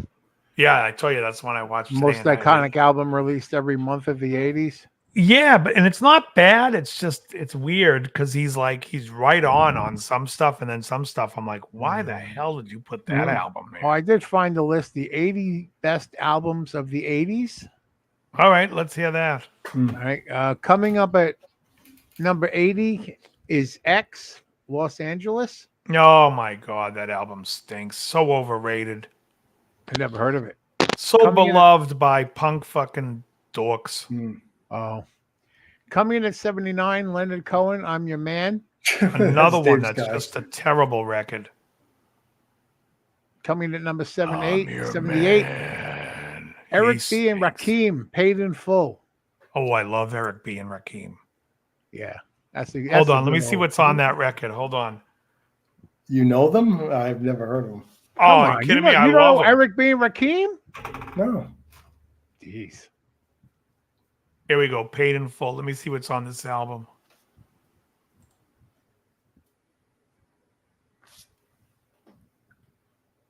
I know you got I Ain't Soul. No Joke. I Ain't No Joke. Eric Yeah. B. is on the cut. My Melody. I Know You Got Soul. Move the Crowd. Paid in Full. As the Rhyme Goes On. Chinese Arithmetic. Eric B. is President and Extended Beat.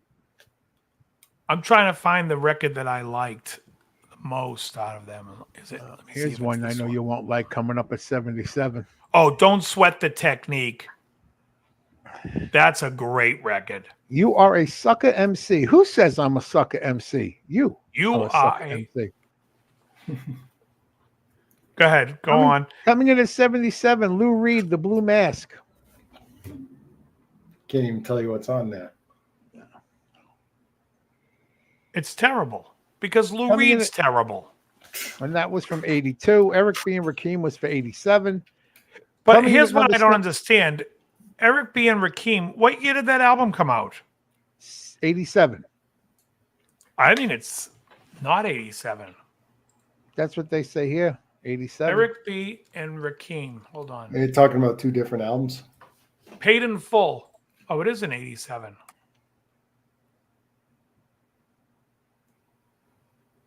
Oh, that's 92. Don't Sweat the Technique. Yeah, I like Don't Sweat the Technique. Okay, got it. Okay. 76. Coming in at 70. 6. Oh, we did Lou Reed 76. Coming in at 76, Black Flag Damaged from 1981. Terrible. Let me just say this. Lou Reed's best song is Take a Walk on the Wild Side. And the better version is Can I Kick It? From Tribe Called Quest, where they use it. Can I kick it? Of course you can. Can I kick it?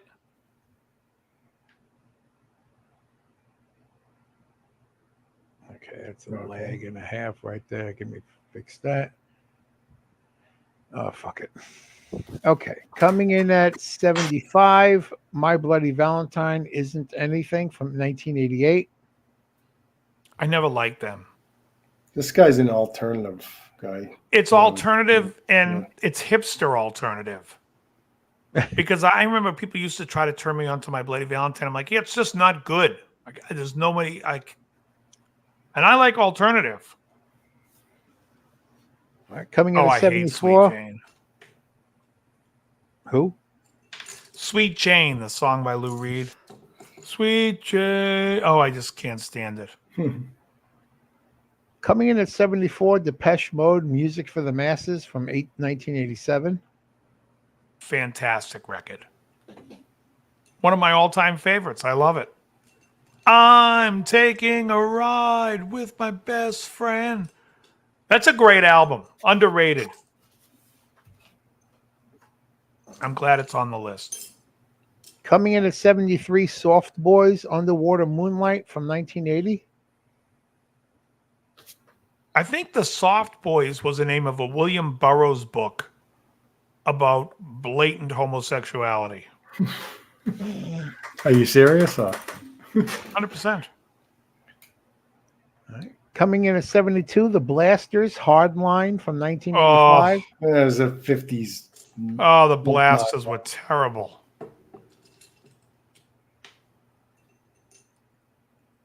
This guy's record collection, whoever compiled this list, sucks. Coming in at 71, Dinosaur Jr., You're Living All Over Me. Oh my God. Okay, Fuck we see Jay what this guy's Mascis. doing. I can't wait to see what the higher ones are. It's going to be Husker Du. Oh, God. Coming in at 70, The Replacements, Pleased to Meet Me, 1987.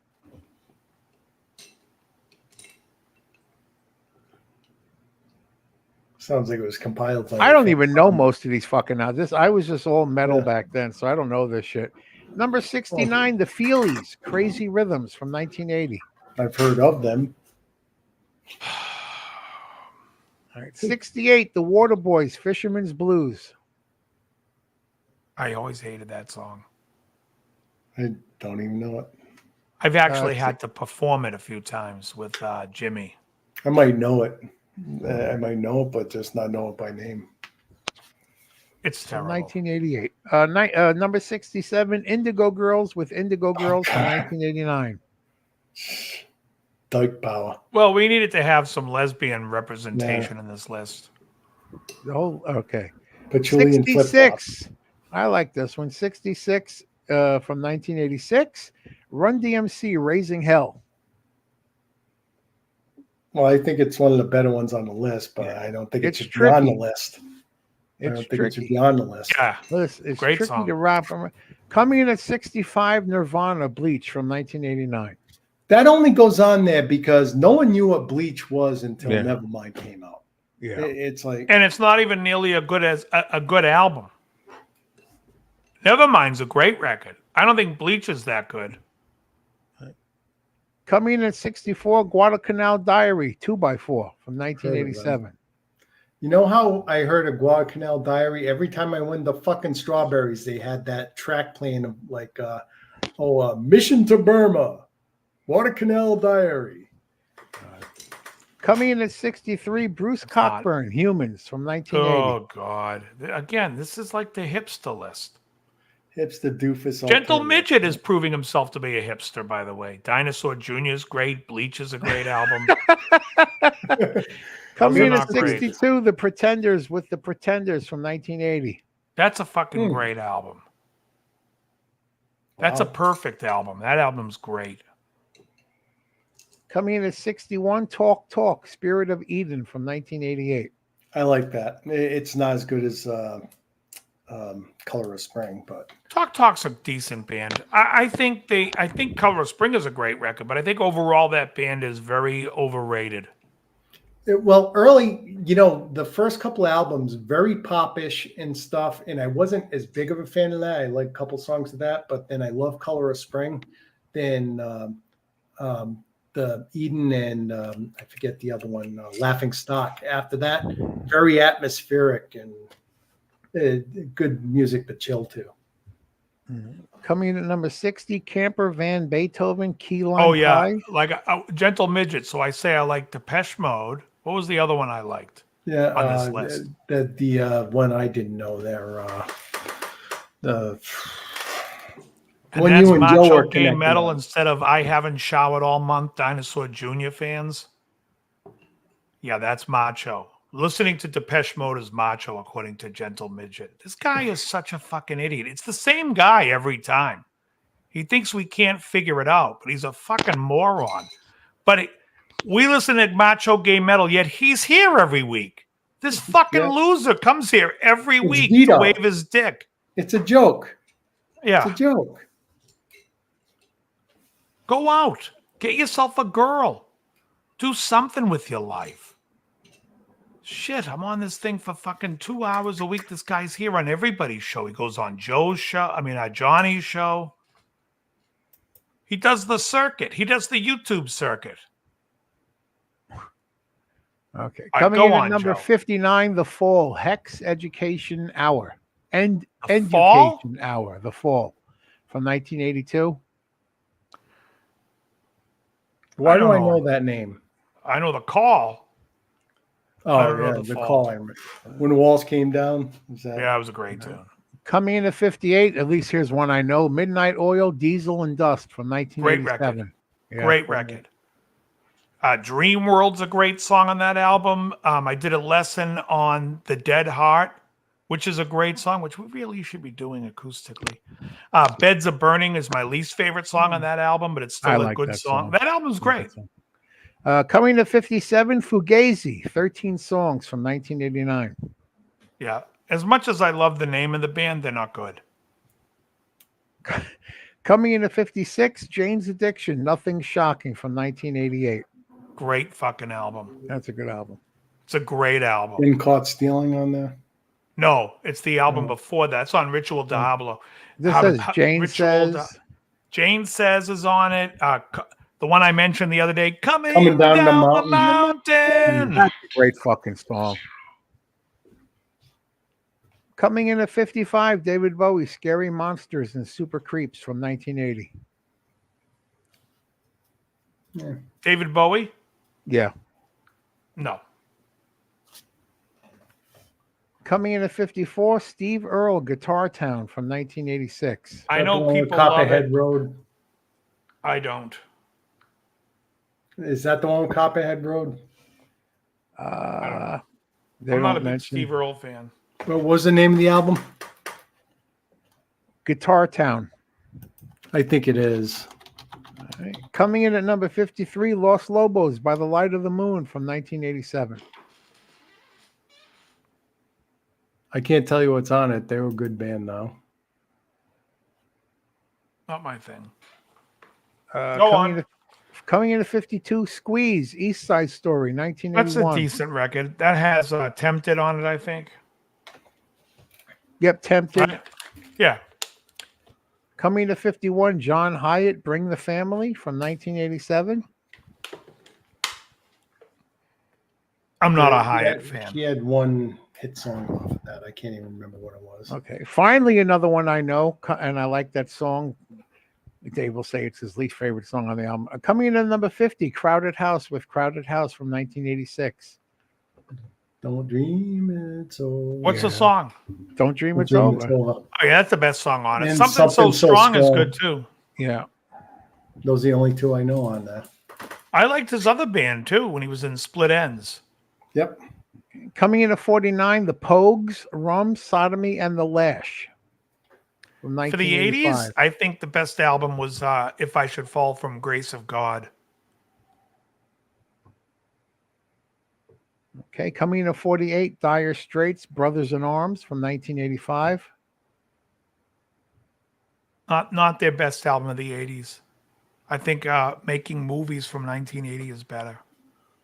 I think this has all the, because this one has most people know this because of their MTV hits. Money for Nothing, Walk of Life, Far Away. Okay, 47, Tears for Fears, Songs from the Big Chair, 1985. Big hit album. Again, the album afterwards better. Everybody wants to rule the world. What's that one called? The album Sowing the Seeds of Love, I think is the better record. The other one had three big hits, Shout. It had Head Over Heels and Everyone Wants to Rule. Yeah. Coming in at 46, one of Dave's favorite bands, The Clash, Sandinista from 1980. Terrible album by them. Terrible album. I hate to say it, Combat Rock's a better record. So for them to put Sandinista just tells me this list is douchebaggery. Oh, God. Coming in at 45, The DBs, Stands for Decibels, 1981. I have no idea. Okay, coming in at 44, at least here's a band I know, The Smiths, with The Smiths from 1984. Great album. What's with the music? What's all that? Motorcycles. Jeez. You know what? Yeah, The Smiths are great. This Charming Man is on it. What difference does it make? That's a great record. Crowbar, go out there, lock the door, and tell them now they can't leave. Right. Now you just can't sleep. Now you just can't leave. Okay, getting back to the list. Number 43, Minutemen, Double Nickels on the Dime from 1984. This These guy people loves putting the Minutemen on a list. It's like, was the Minutemen Mike Watt? Is that Mike Watt's band? I think so. They don't say anything like that. I don't know.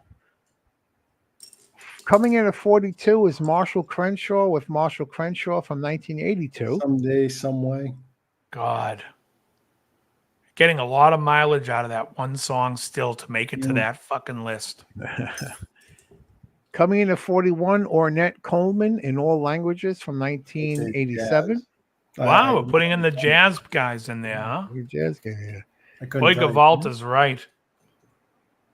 Coming in at 40, Beastie Boys, Licensed to Ill from 1986. I think it's terrible. That was an iconic album for us, though. I think Paul's Boutique might be a better album. Oh, I know a lot of people that think Paul's Boutique is the best album. It is. Coming in at 39, Nine Inch Nails, Pretty Hate Machine from 1989. It's a great album. Head Like a Hole. Yeah, Head Like a Hole. Coming in at 30. God Money's on that album, or is that Head Like a Hole? It's a great. One of the tracks they didn't put on the album, but it was a single. Was they did "Get Down, Make Love" from Queen. Oh, I remember you mentioning that.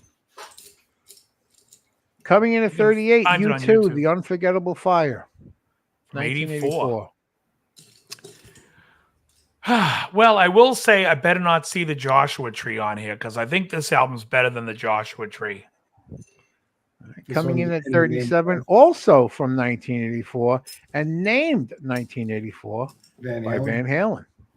Not their best album in the 80s, that's for sure. No. That'd be Fair Warning or Women and Children. Yep. Coming in at 36, the Jesus and Mary Chain Psycho Candy from 1985. Oh, yeah, that's a better album than 1984. If I'm huffing paint for a fucking week straight. Jesus. You're huffing glue in a brown in a lunch sack. Exactly. Number 35. Jesus and Mary Chain. Oh, gosh. Number 35, Echo and the Bunnymen, Ocean Rain from 1984. Well, I know Dave would like that. I love Ocean Rain, but I think the eponymous album from 1987 is a much better record. I think it's a perfect album where I don't think Ocean Rain is. Right. Coming in at 34, Husker Du, New Day Rising from There we go. 1985. Thank you. I predicted they would be on this list and high up. Husker Doofus.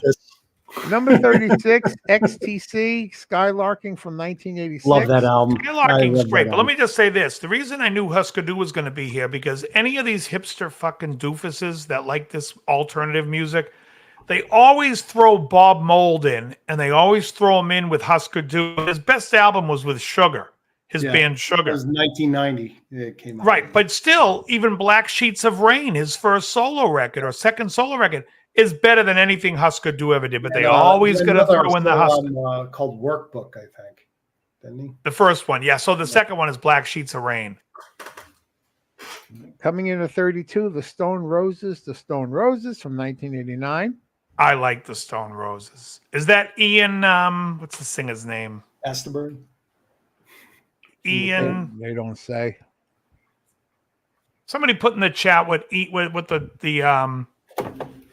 the singer for the Stone Roses is. Coming in at 31, Joy Division. Ian Closer Brown. from 1980. Ian Brown. Thank you. Joy Division. What? Joy Division with Closer from 1980. Okay. Let me say this. One with Blue Monday. Joy Division was a band that the singer killed himself, and they replaced it, and they became New Order. Yeah. New Order is good. Joy Division, other than the song that Love Will Tear Us Apart, if you listen to a whole album of Joy Division, you too will want to kill yourself. They're horrendous. Yeah, it sounds like the guy's having a seizure. It's got the worst voice. The band stinks. Ian Curtis. Can we stop? Because the guy killed himself, everyone's like, oh, Joy Division's... No, New Order's good. Joy Division, not so much. The songs are terrible. Coming in at 30, REM, Murmur from 1983. I can't stand REM. I don't like them either, but Murmur had Radio Free Europe on it, I believe. And there was another song on there I liked. And I can't remember. Coming in at 29, Bruce Springsteen, The River from 1980. Good song. I'll give it to Bruce. That's a good record. All right. Coming in at 28, Cowboy Junkies, The Trinity Sessions from 1988. Now they can't leave. Right. That's what I think about the Cowboy Junkies. Now they can't leave. Coming in at 27, so far, this is an album I fucking love and an album I know on this fucking list. It's 27. Peter Gabriel, So, from 1986. It should be higher. Yeah. Probably the best album of the decade, but so far, I could put it in the top 5 pretty easily. Yeah. In Your Without having to Eyes, think. Don't Give Up. Come on. Oh, that voice again, Red Rain. The best song on the album's Mercy Street. It's great. That fucking song. Coming in at 26, Prince, Sign of the Times from 1987. That's better than So. No. Okay. I think there's like 2 or 3. I mean, my brother will argue that it's a great album. I say it's not a great album. If you ever want to have fun, listen to them argue while playing Fortnite. It's great. Fuck you. Fuck off. Coming in at 25, Elvis He's Costello, wrong though. Prince Trust. I mean, take the place. Never take the place. See a man is good, but he likes a lot of the. I mean, I know he hates "You Got the Look," which he should, but the rest of the album's not great. All right. Coming in at 25 was Elvis Costello with Trust from 1981. What's on that album? Well, first of all, Punch the Clock is a better Blue Lace album, Sleeves, Clubland. and Goodbye Cruel World is a better album. Coming in at 24, Richard and Linda Thompson, Shoot Out the Lights from 1982. I like that record. I know. Coming in at number 23, a record I love and I know Dave hates, Guns N' Roses, Appetite for Destruction, 1987. Yeah, I wouldn't call it a hate. I would just say it's meh to me. Meh. I thought it was overrated for the time. It's like Coming in at 22, I love this album as well, The Police, Synchronicity from 1983. 81. Oh, 83 is Synchronicity. Yeah. No, he's younger than me, Cheech. He's 2 years younger. You have Ghost in the Machine, too. Okay. Coming in Ghost at in the Machine 21, is better. Dave was just singing this praise. New Order, Power, Corruption, and Lies from 1983. Great album. I'm trying to think, what's the name of that song? Oh no, Proud Corruption of Lives has Age of Consent. Age of Consent, Transmission. Yeah. I was thinking of the album Low Life, which has the song I really like. Coming in at number 20, everyone wondered, could they even come back after the loss of Bon Scott? But they did, and they came back in black. It's AC/DC. Akadaka. What number is that? 20. This guy finally I can't got wait out to of hear that the album. 19 in front Oh, of it. yeah, I can't wait to say the 19 and then go If to I the see tab Dinosaur record. Jr. in there, I'm going to fucking heave. The 19 is the Pixies, Surfer Rose. This guy's a douche. Oh, my God. All The right, let me get Pixies back over beat here. AC/DC. Yeah. That was I from think the- Frank Black would have something to say about that. He might say, "Can I have the money though back in Black Made?" Here's from number 18. Here's some good hip hop. De La Soul, 3 Feet High and Rising, from Me, 1989. myself, and Me, I. myself, and I, baby. There's something else on that record. What was the other hit? Potholes in My Lawn. That's all they mentioned. Wait, that album doesn't have Break of Dawn? It may, but they don't mention it here. Break of Dawn, Break of Dawn. I love Break of Dawn. All right. Coming in at 17, Violet Femmes from there we go. 1983. It's one of the worst records of all time. Nobody hates Blister in the Sun more than I do. And Gone Daddy Gone. I hate that whole record. All right. From number 16, I like this record. It's Secure Disintegration from 1989. I never got into them. I will say this. That could be in my top 5 easily, where I would have to really weigh out which is better, that or Peter Gabriel's So. Ooh, okay. Oh. We're in the top 15 now with 3 minutes left. Tom Waits, Rain Dogs from 1985. Well, I can't argue. I think it's his best album of the 80s, and it's effing awesome. Okay. But does it beat So? No. Coming in at 14, The Replacements, Let It Be from 1984. The Replacements.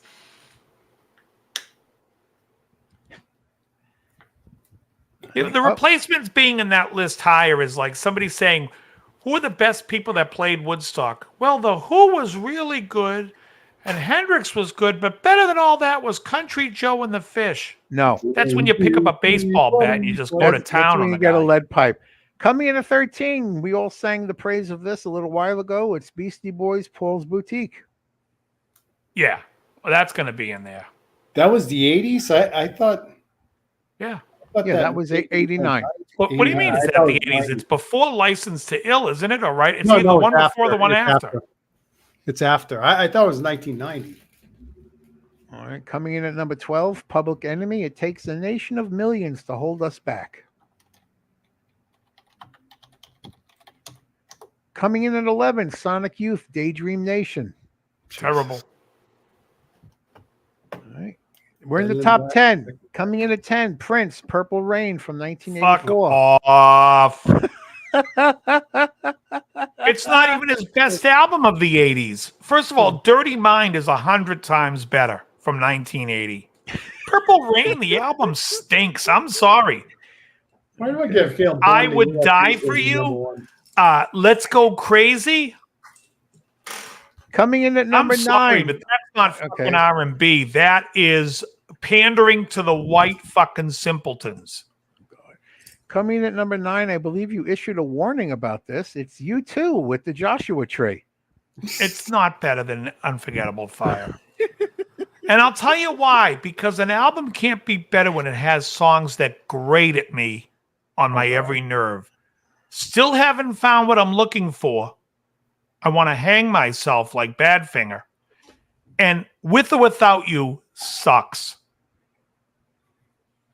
Okay, coming in at number 8, The Talking Heads, Remain in Light from 1980. Honestly, it should be like number 80, but it's a great record. Okay. I love Once in a Lifetime, Cross-Eyed and Painless, The Great Curve. I mean, it's a good record, but it's not top 10. Coming in at number 7, Paul Simon with Graceland from 1986. I mean, you can't tell me that from 86 that album's better. First of all, there's 3 huge albums in 86 because I remember it clearly for the summer. Peter Gabriel's So, Steve Winwood Back in the High Life, and Graceland. And Graceland is the weakest of the 3. That's what I think of Graceland compared to putting So at number 20. Coming in at number 6. Oh, it wasn't 20. That was 80. I know Krell Bob will be happy with this. It's REM, Life's Rich Pageant from 1986. REM sucks. You're going to tell me there's any REM album that's better than any Smiths album? We're fighting. It's absolute nonsense. The band is terrible. Okay. Oh, my God. All right. The top 5. Coming in at number 5, The Clash, London Calling. Isn't that 79? No, it's 80. 1980. Sandinista and London Calling are the same year? We've gotten into this discussion before. Yeah. Oh, it may be the opposite. Hang on.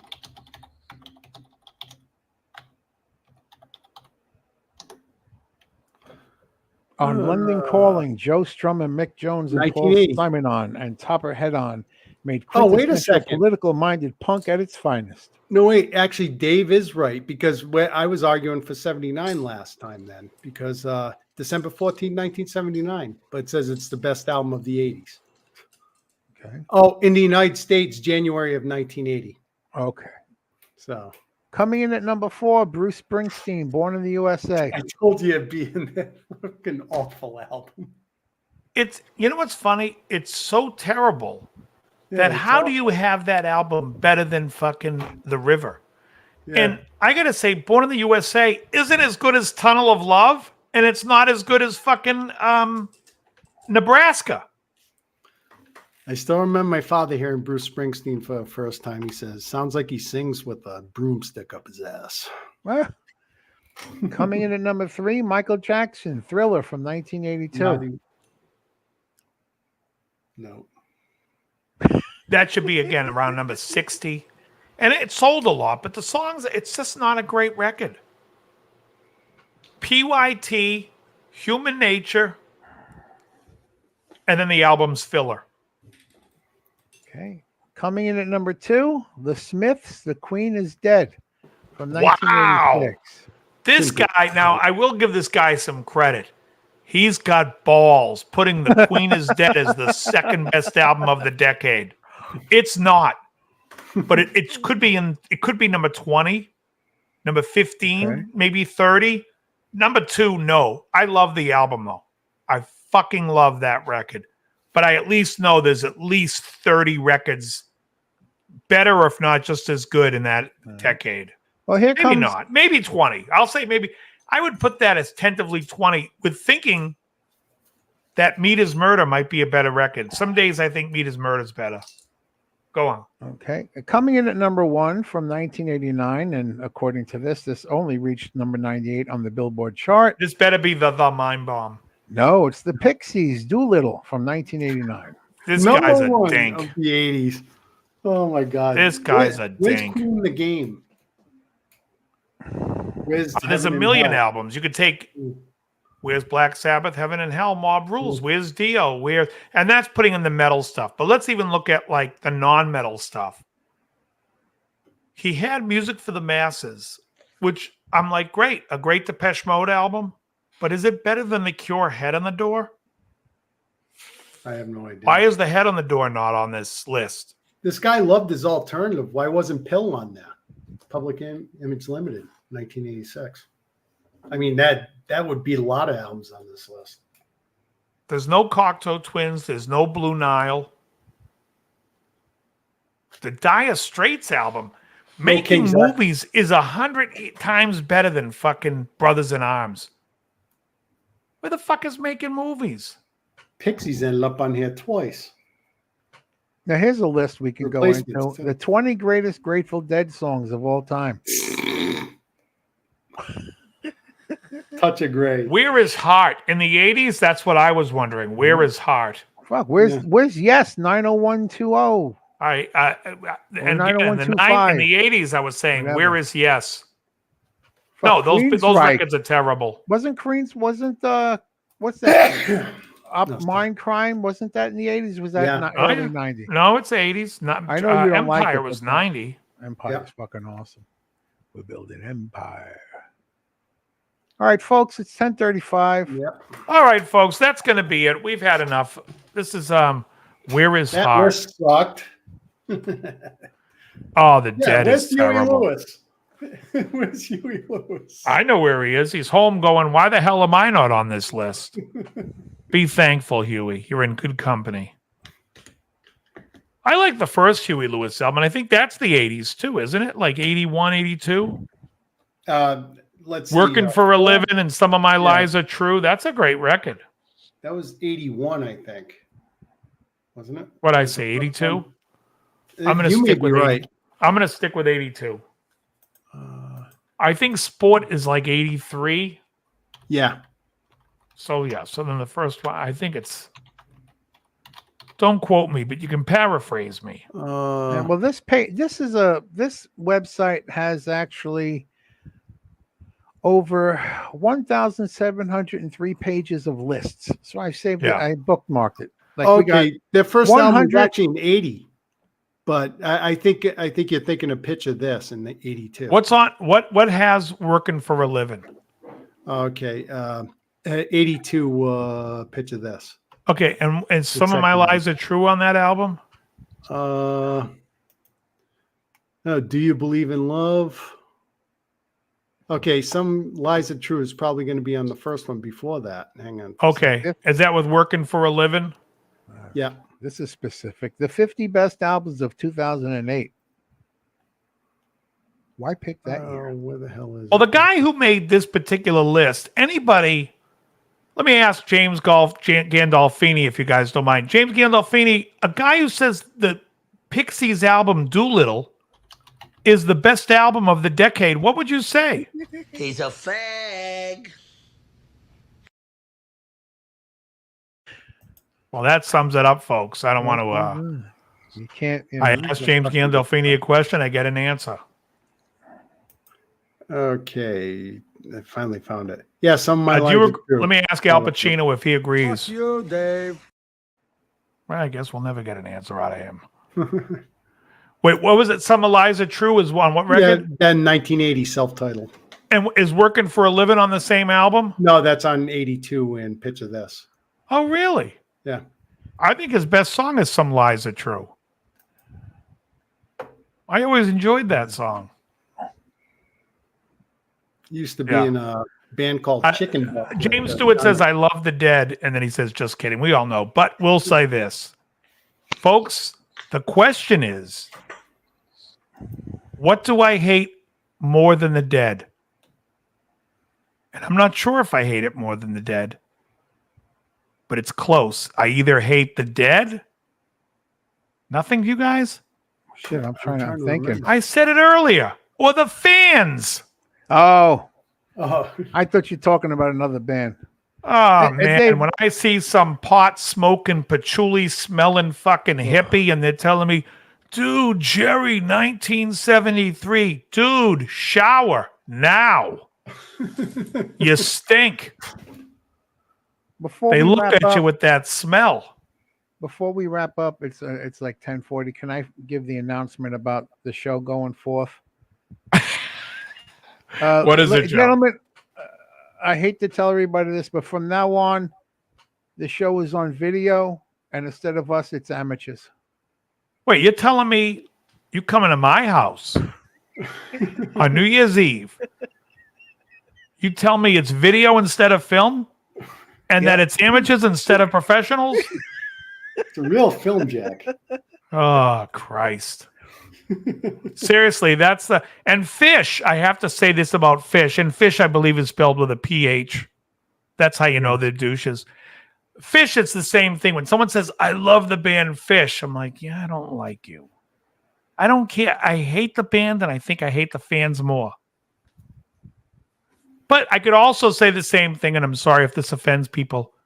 If I went to a Slayer concert, I can guarantee I would hate 99% of the people there. I don't like Slayer. 100%. 100%. If honestly, if I was like if I had a job fair, and let's say I needed to hire people to work in the warehouse at FedEx and UPS, I would have that job fair at the parking lot of a fucking Slayer concert. You would trust them with packages? No. I would trust them with schlepping shit in a warehouse.